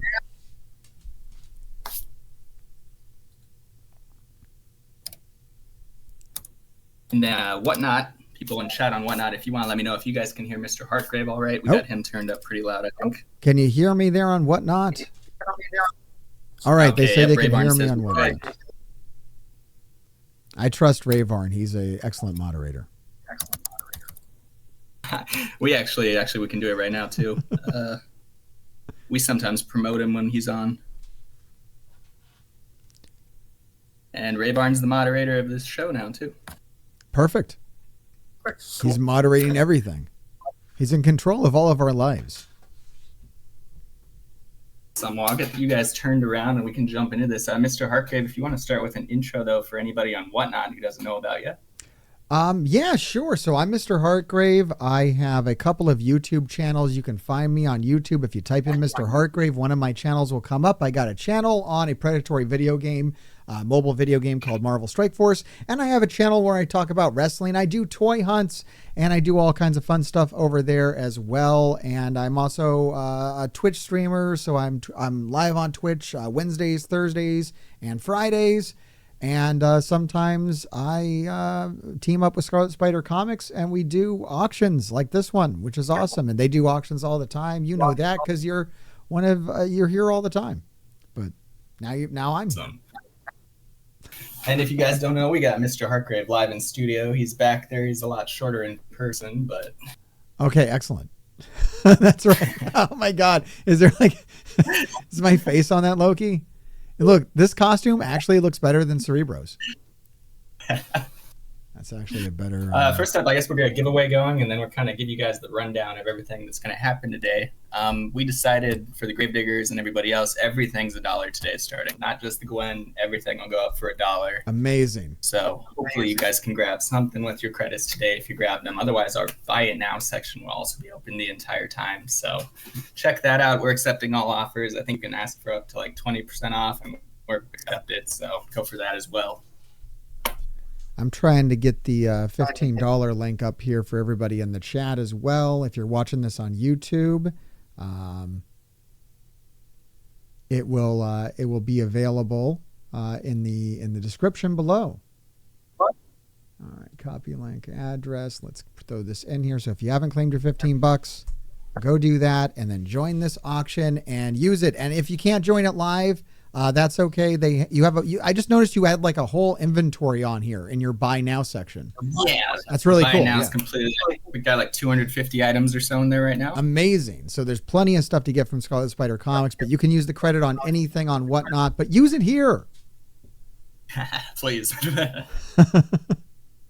Right now we got a giveaway going while we get some people rolling in. If you you guys are new to Whatnot, you should already be following us because of that credit, but make sure you follow. If you aren't, that enters you in the giveaway. We cover your shipping. We got Amazing Spider-Man Annual #1 featuring Hallows Eve.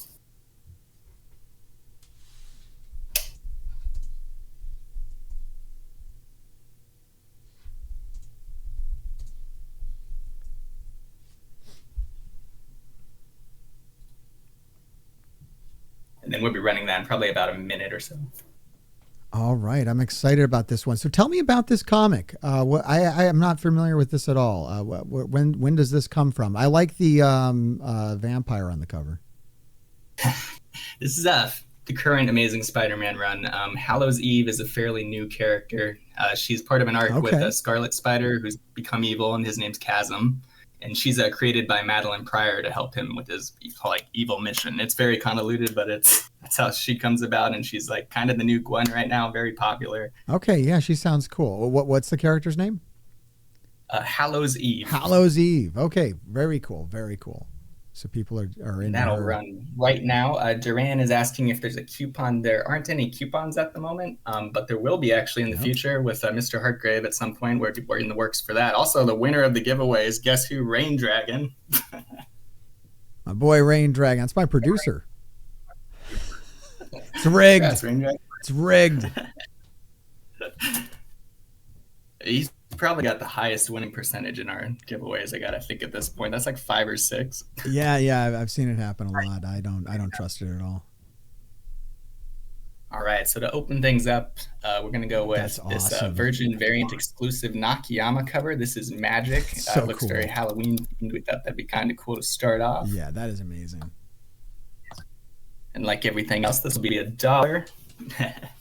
I like how you threw my links up there on the screen. It's very cool. Oh, heck yeah. We kept the Zemo pumpkin from last year, and we thought we'd touch up the links a bit. Very nice. Very nice.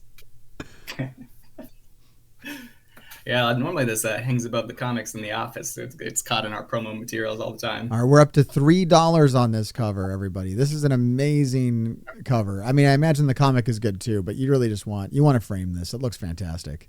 Up to $5. Yeah, we don't like telling you the values because this is fun for you guys, but you're getting a deal right now. So yeah, I can imagine. I know you sent me a couple of these like deluxe covers back there. I don't think they're not cheap. Our favorite one we sent you, I think, is either that Living Laser or the first appearance Ultron. Rain Dragon taking it home. Excellent. Score Rain Dragon. Rain Dragon's already got a Gravedigger grab bag collection built up too. If you guys go in our buy now, we have some $5 2 random comic grab bags that have to do with the Mr. Hartgrave tie-in. Yeah, we've been talking about those a lot on the channel. How many are left? I know we started with 50. Well, we learned from the Zemo coin not to do 200. That was something. But yeah, we started with 50. I think we're down to like 40 something. Okay, crazy. All right, so we moved 10 of them. Rain Dragon did purchase it thrice. You want to buy him thrice. You want to buy him thrice. This is a tie-in with the Living Mummy. Yeah, this Halloween is awesome. So older comic. Yeah, number 95 featuring the Thing, and it's a newsstand. Yeah, it looks really good. I meant to research the Living Mummy before this and just didn't. I'd imagine it's pretty similar to Dracula, just kind of the old style character. It's opposed to the dead mummy. Yeah, exactly. Yeah. This is the living one. We got a bunch of follows coming in. Thank you so much. Rayvarn's in the lead right now. Awesome. Yeah, you guys are doing well here on Whatnot. I don't know what you started at, but you're up to over 3,000 followers. What kind of growth have you been experiencing on Whatnot? I think it was a lot to do with the Zemo coin event and with you, but also we had a weird growth early on from doing weird, like small Instagram shorts that the comic community really liked. Well, that's awesome. Oh, there it is, Stiltman. I love this cover where the blast is going through the Amazing Spider-Man logo. I mean, that's awesome. Mr. Hartgrave has this one. This one was mine. It's going to be your guys' tonight, though. This is 1982 Amazing Spider-Man 237. I thought it looked familiar. Yeah, I like how it's blasting through the banner on the top too. Everything's getting disrupted up there. I mean, this is a great piece of comic book art. This is probably one of the most original trade dresses for that time too. You don't see trade dresses breaking unless you're in like a Daredevil comic around this time. Yeah, it's really cool. It's really cool. All right, thank guys. you for the $1 tip, Violet Mind. Appreciate it. And then Mark CM, who has also won a ton of giveaways with us, is in the lead right now. Now I'm ready with a smoke machine over here that we can set off if we got any big items. If we get an item up to $10, I'm setting off the smoke machine. Oh, yeah. Well, maybe on this one. This one, it's themed kind of Twilight Zone-esque. Nice. So I thought you would all find this very Shadows interesting. from Beyond. 1962 Shadows from Beyond comic. This is done by the original artist of Amazing Spider-Man, Steve Ditko. So this is in the 60s. He's doing work at multiple comic publishers at the time. So while he's putting out Spider-Man, he's also putting out books like this, which I thought was very fun. That's a really interesting comic. So is this isn't a Marvel comic. This is what's the company on this? This is Charlton. And eventually, Comics, okay. Most of their properties eventually kind of were bought out by DC as they died out. But if you look at a lot of heroes like Peacemaker and a few others of that time that are DC now, all came. We got Charlton. $9. Can we get it up to 10? At 10, I hit the button. Let's go, everybody. We got $9 to 10. Oh, not quite, everybody. I like the font on that. The font on this comic's amazing. That's great. So cool. Congrats, Duran. Appreciate you. What we got next? Next, we got Mr. Hargrave, or Mr. Hargrave's Daughters. Definitely has a bunch of these lying around. I think so. Not this one, I don't Beautiful. think, though, but this is a second printing variant of Demon Days X-Men #1. Very Peach cool. Momoko. Yeah, I was following Peach on Instagram and Facebook, I think, and they're at Comic-Con. They were doing a lot of cool stuff there. Oh, I think they don't charge for their autograph and their signature and stuff like that. That's cool. Do it totally free too as well. They're just one of the coolest people. That was actually one of the bigger parts of our growth too, was we had put out a reel with Dana holding Peaches and a bunch of Peach comics. And Peach Momoko liked it and shared it, so that was helpful. Very cool. Rain Dragon in the lead on this one.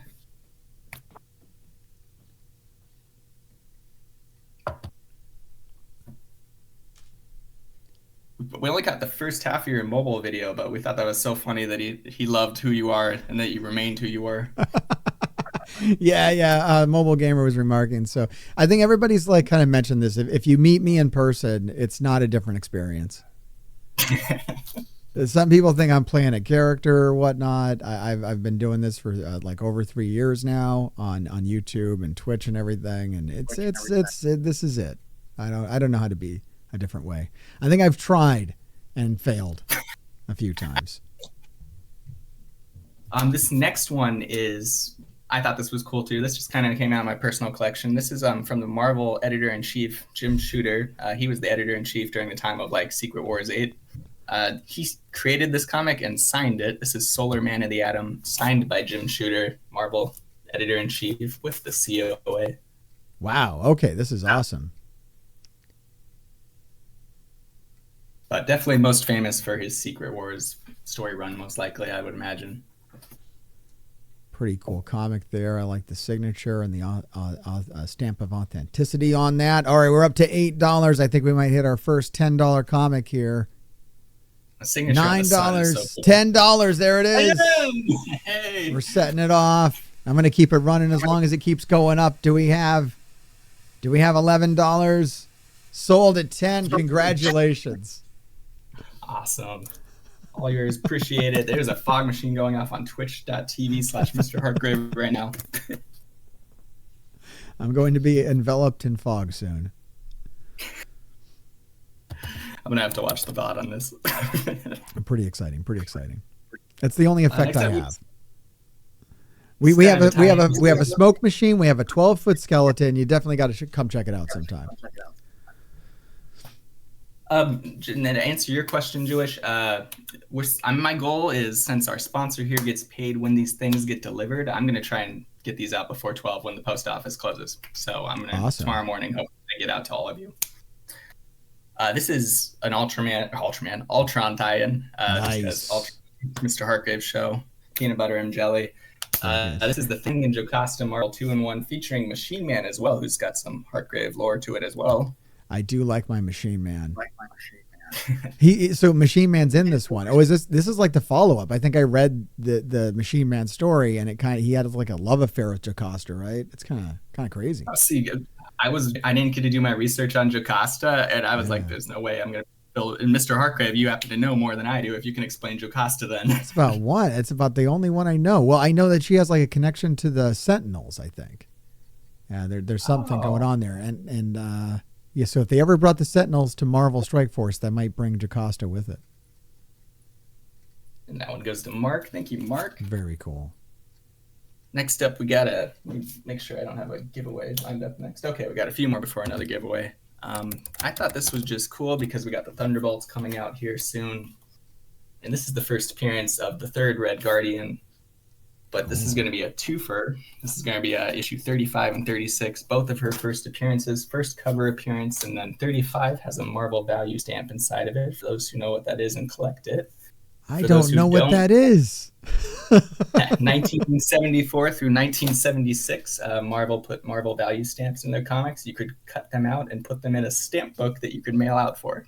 Wow. Okay. So if you find a comic with it intact, that's extra value. Yeah, which has become a problem for comics from 1974 to 76 because you want the Marvel value stamp in the comics still. So gotcha. Everybody was cutting them out. Oh, that's funny.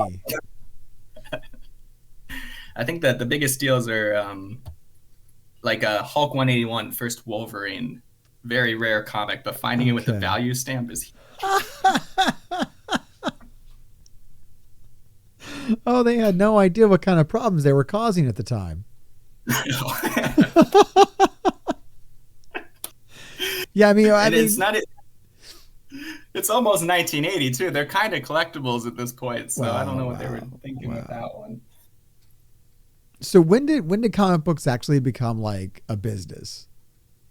That's a steal for $3. Congratulations. Oh, that's Green Dragon. As a reseller or as like a profitable for like the publishers? I don't know. When did it hit? When did we see comic books that are worth like, thousands of dollars or whatnot? Like when does that really happen?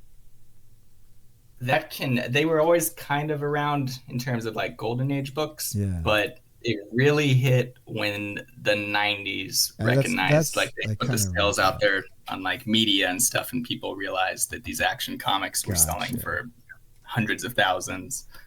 And so the 90s kind of screwed it up for everyone, but made it big too. Gotcha. What do we got here? Oh, this is a Sleepwalker issue 1. I thought this was cool, kind of Halloween looking. I think we did Sleepwalker with a mask included last year for Halloween with you. That's a cool one. Yeah, I think it used to be like comic book conventions and stuff like that was like just strictly nerd stuff. And then at some point, everyone became a nerd. And really it would be like the punk scene kind of where everything was word of mouth and you'd print your own like flyers and stuff, and the cons would have nobody but the nobodies. Yeah. But it starts blowing up. Okay. Giveaway up next. Rain Dragon, $1 Sleepwalker 1. Congrats. A steal. First collector's item issue. Except we got a giveaway quickly. This is a Swamp Thing 19. Cool. I just thought this was fitting because it kind of looks like he's battling like the Thing maybe. Yeah, I like it. Cronenberg type stuff. See if I can get this launched. There we go. Do you have Halloween plans, Mr. Hargrave? We do have some Halloween plans. We were planning to go. Well, I guess the big thing I'm doing that people know about is I'm going to go meet Danhausen. This Sunday, Danhausen is going to be. He's going to be at Pandora's Box Comics, or not Pandora's Box Collectibles, in New Jersey. And I did a toy hunt up there, and I'm going back to meet Danhausen and hopefully get a picture of him and my kids. Yes. So that's other your kids are going to do the face paint. One of them is dressing as Julia Hart, and the other one is dressing as the man in the yellow hat with Curious George, because she's really into low effort costumes. That's awesome. She refuses. I mean, that's a past her time too. Yeah, she refuses to do high effort costumes. We're gonna run this right now. I don't know if anyone in the chat can top Curious George, man in the yellow hat, though. I think that's pretty awesome. It's pretty SSN 201. You are the winner. Congratulations! That's an excellent Swamp Thing comic. I prefer Man Thing, but that's just me. This one's going to be really fun for those of you who actually made it out. I think we've ran this a few times with Mr. Hartgrave, but not at $1. Nice. So right here we got X-Men number All 1, right. the entire connecting cover set. Very cool. All near mint. Yeah, it's a great set. Kind of get that flipped in here. Hopefully that stands. If not, we'll put in this. There we go. And then on top of that, this isn't included in the description, but this is coming free. This is the gatefold cover. This was too low grade, in our opinion, to sell in the store. But cool. It's coming free with this Forever Grabs It. So, well, that's amazing. 5 comics, $1.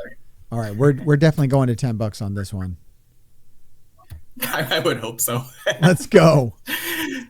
I think a single one of these costs $10. That sounds about right. Yeah. I think I have to check. I think I actually have these out in my garage. Oh heck yes! I think we for sure sent you the gatefold cover. I don't know if we got. Yeah. I think some people during the Zemo Quinn event. Oh my God! It's up to $20. It's up to $30. It's going crazy. It's going absolutely nuts. Comic pushed it over. Let's go. $60. 66. Oh, the smoke machine's running.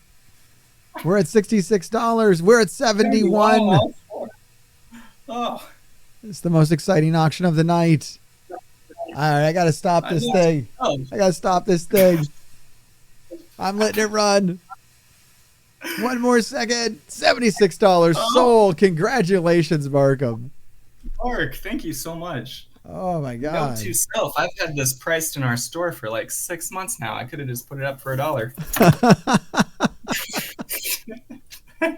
Thank you so much, Mark. Appreciate it. That'll be that 5th one will be sleeved for you too when it goes out tomorrow. All right, I'm not running that again until you guys break $70 again.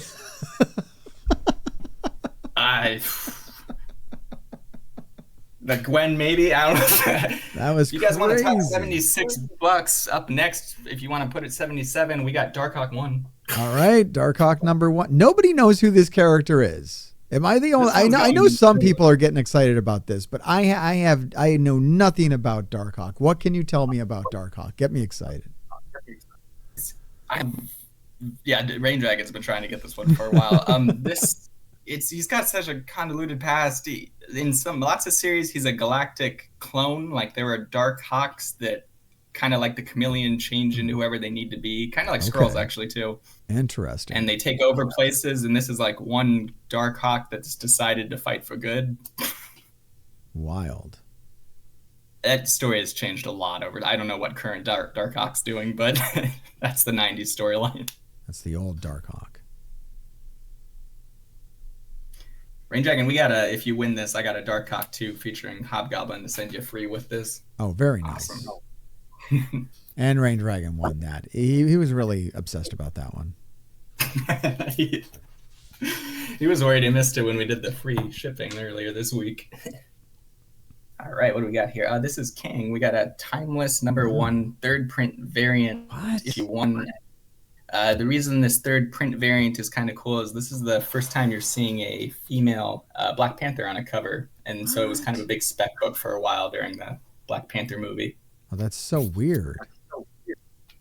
And who's the character right there in the middle? Middle is Miracle Man.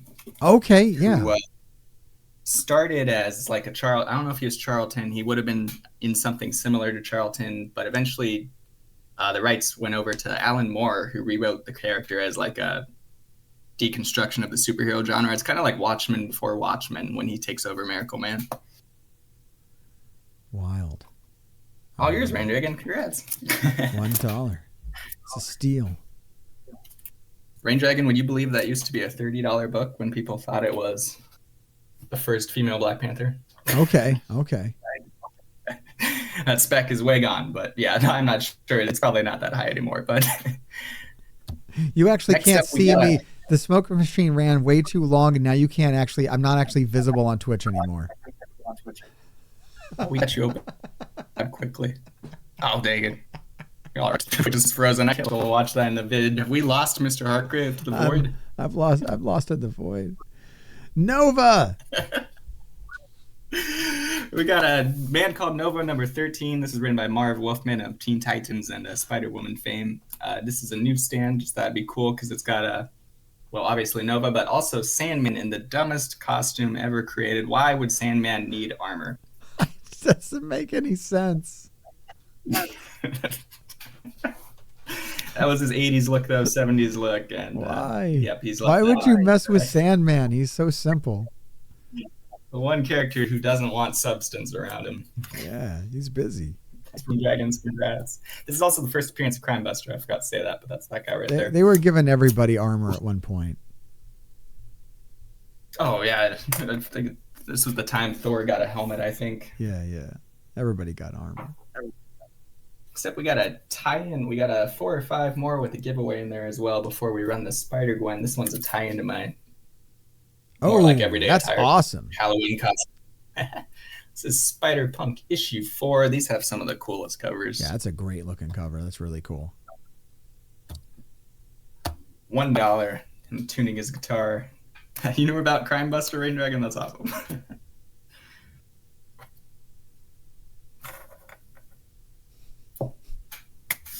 My chat is saying that they're going to send Fan Man into my studio to work this out for me. What was that? My chat is saying that they're going to send Fan Man into my studio to help me out with this fog issue. Heck yes. This is waiting for like a smoke detector to go off. I don't think I've ever set it off. I think it's too low. It's heavy. It doesn't go up. And that went to Jinkasama. Congrats on that one. Next up, we got one more I pulled out of my personal collection for you guys because I thought it was Halloween centric. We got some Hobgoblin and Amazing Spider-Man. Very cool.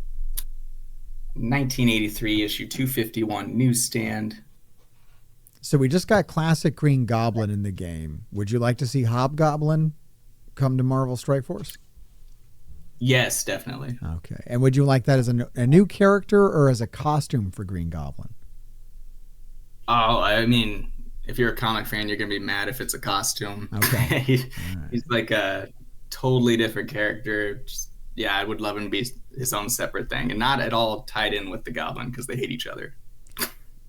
Wait, a question from the chat. Who's the cover artist on this one? We got Hannigan and Jansen, lesser known. This was in a transitional period for Marvel. This is actually there's probably 5 different Hobgoblin secret identities during this time because the writing staff and the heads kept getting fired and moved around. So these are also backup artists that weren't too big at the time.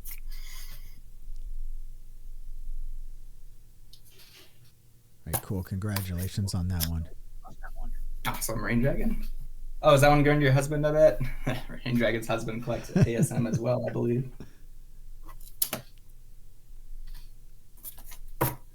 All right, we got one more thing, a giveaway, and then Gwen, guys. All right. And Mr. Hartgrave, do you want to plug your links one more time before we do all the giveaway and stuff for everybody here? Yeah, absolutely. You see it there on the screen, youtube.com, Mr. Hartgrave, Twitch TV, Mr. Hartgrave.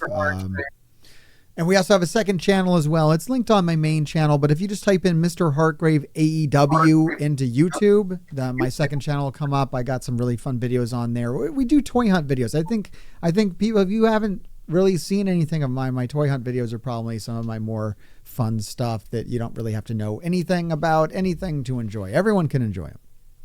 Sadly, not many people do. I mean, the people that see them enjoy them, but They're sitting around some low views right now, but go check them out because they're incredibly high effort. I'll put this up quickly. This is Amazing Mary Jane #1 for you guys. Yeah, the absolute way you were able to turn that California trip into amazing content was extremely impressive. That disaster. It's good. It's good. We had already plugged your video and tagged like all the places you did end up going because we're like, this is going to work out great. And then we're first 5 minutes we're like fixing the tags and everything. Like shit.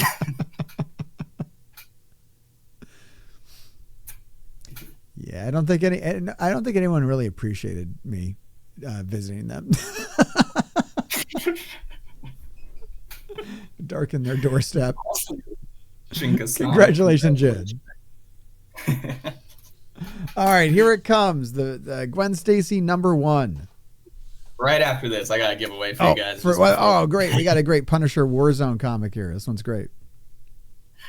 This is a die cut cover, that spot where you guys can see the Punisher logo is all cut out of the comic. Oh, that's cool. Oh, okay. And then that part opens up and then you got like the Punisher logo behind it. Yep, like a harder paper type cover too. It's durable. Cool. That's awesome. I think there's some bullet holes in it as well. Very nice. Then yeah, Gwen will be right after this. This will run in like 30 seconds. Are we out of the fog on your end yet? No, I'm still deep in the fog now. It's gonna be here. That X-Men series was pretty exciting.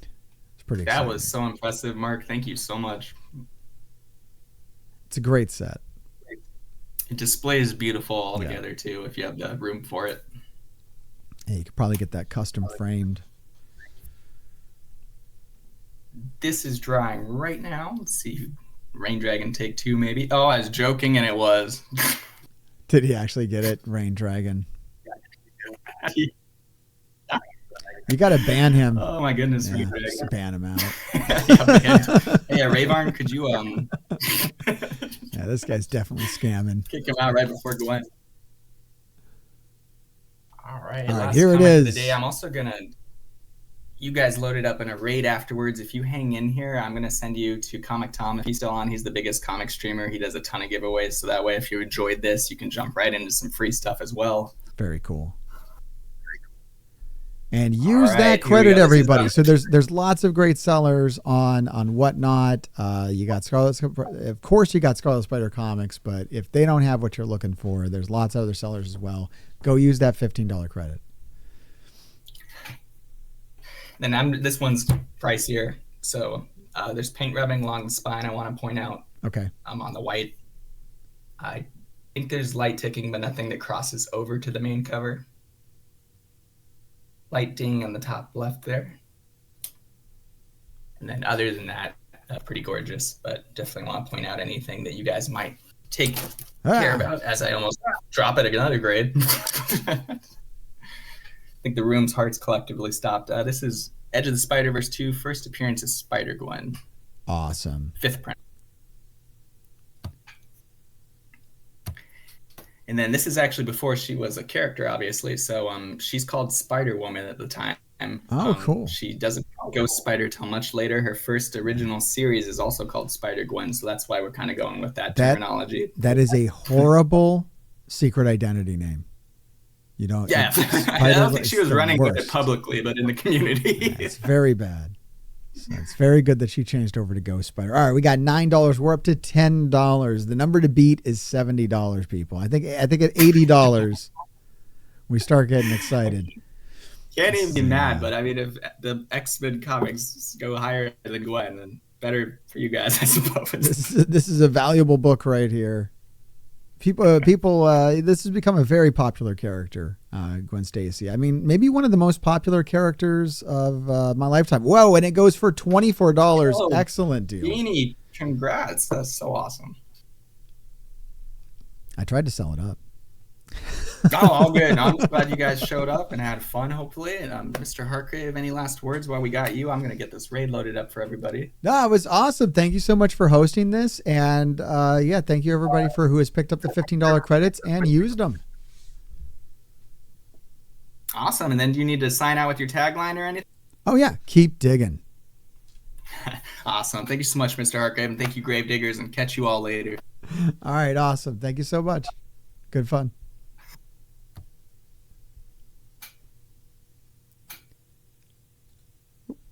There we go. Scarlet Spider Comics! I buy comics.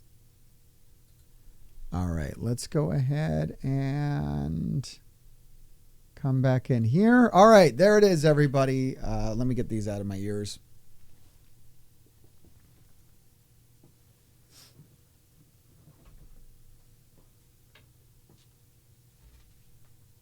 Congratulations to everybody who won comics in that auction. If you haven't done so already, make sure you use the link down below. Get your free $15 and use it on Whatnot. Go to this Scarlet Spider comic. I'll leave the link down below to them directly. Make sure you follow them. Go check out their Buy It Now selection. They got a lot of great comics on there for you to check out. I got to get the smoke out of here. I got to clear things out. It's Halloween weekend, or it was Halloween weekend. So, or no, it's not really. I don't know when Halloween weekend is. When Halloween falls, like on a Tuesday, is it Halloween weekend the weekend before or the weekend after? You know what? Fuck it. I'm going to celebrate Halloween both fucking weekends, okay? So it's Halloween weekend no matter when the fuck you watch this. I got to go get ready for that. Thank you so much for everybody being here live. Thank you again to Scarlet Spider Comics. All week long, all month long, it's Halloween. We don't stop Halloween until it's Christmas. Grave diggers, keep digging.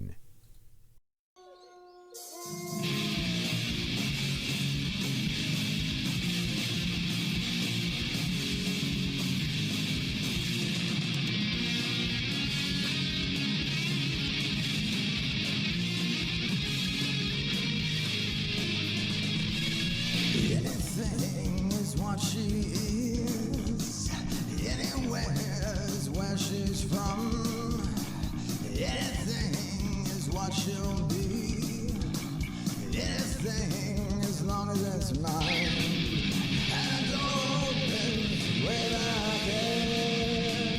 Or is it without doubt? Any place is where she'll be. Any place you'll see you from. Lies and secrets become your world. Anytime, anywhere takes me away. And death climbs up the steps one by one to give you the rose that's been burned by her sun. Point me to the sky above. I can't get there alone. Walk me to the graveyard. Dig up her bones.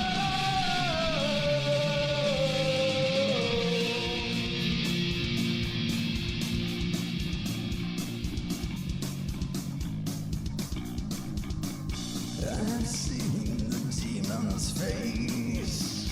I've heard her death place. I fall down on my knees in praise of the horrible things that took her away. And the climbs of the steps one by one to give you the rose that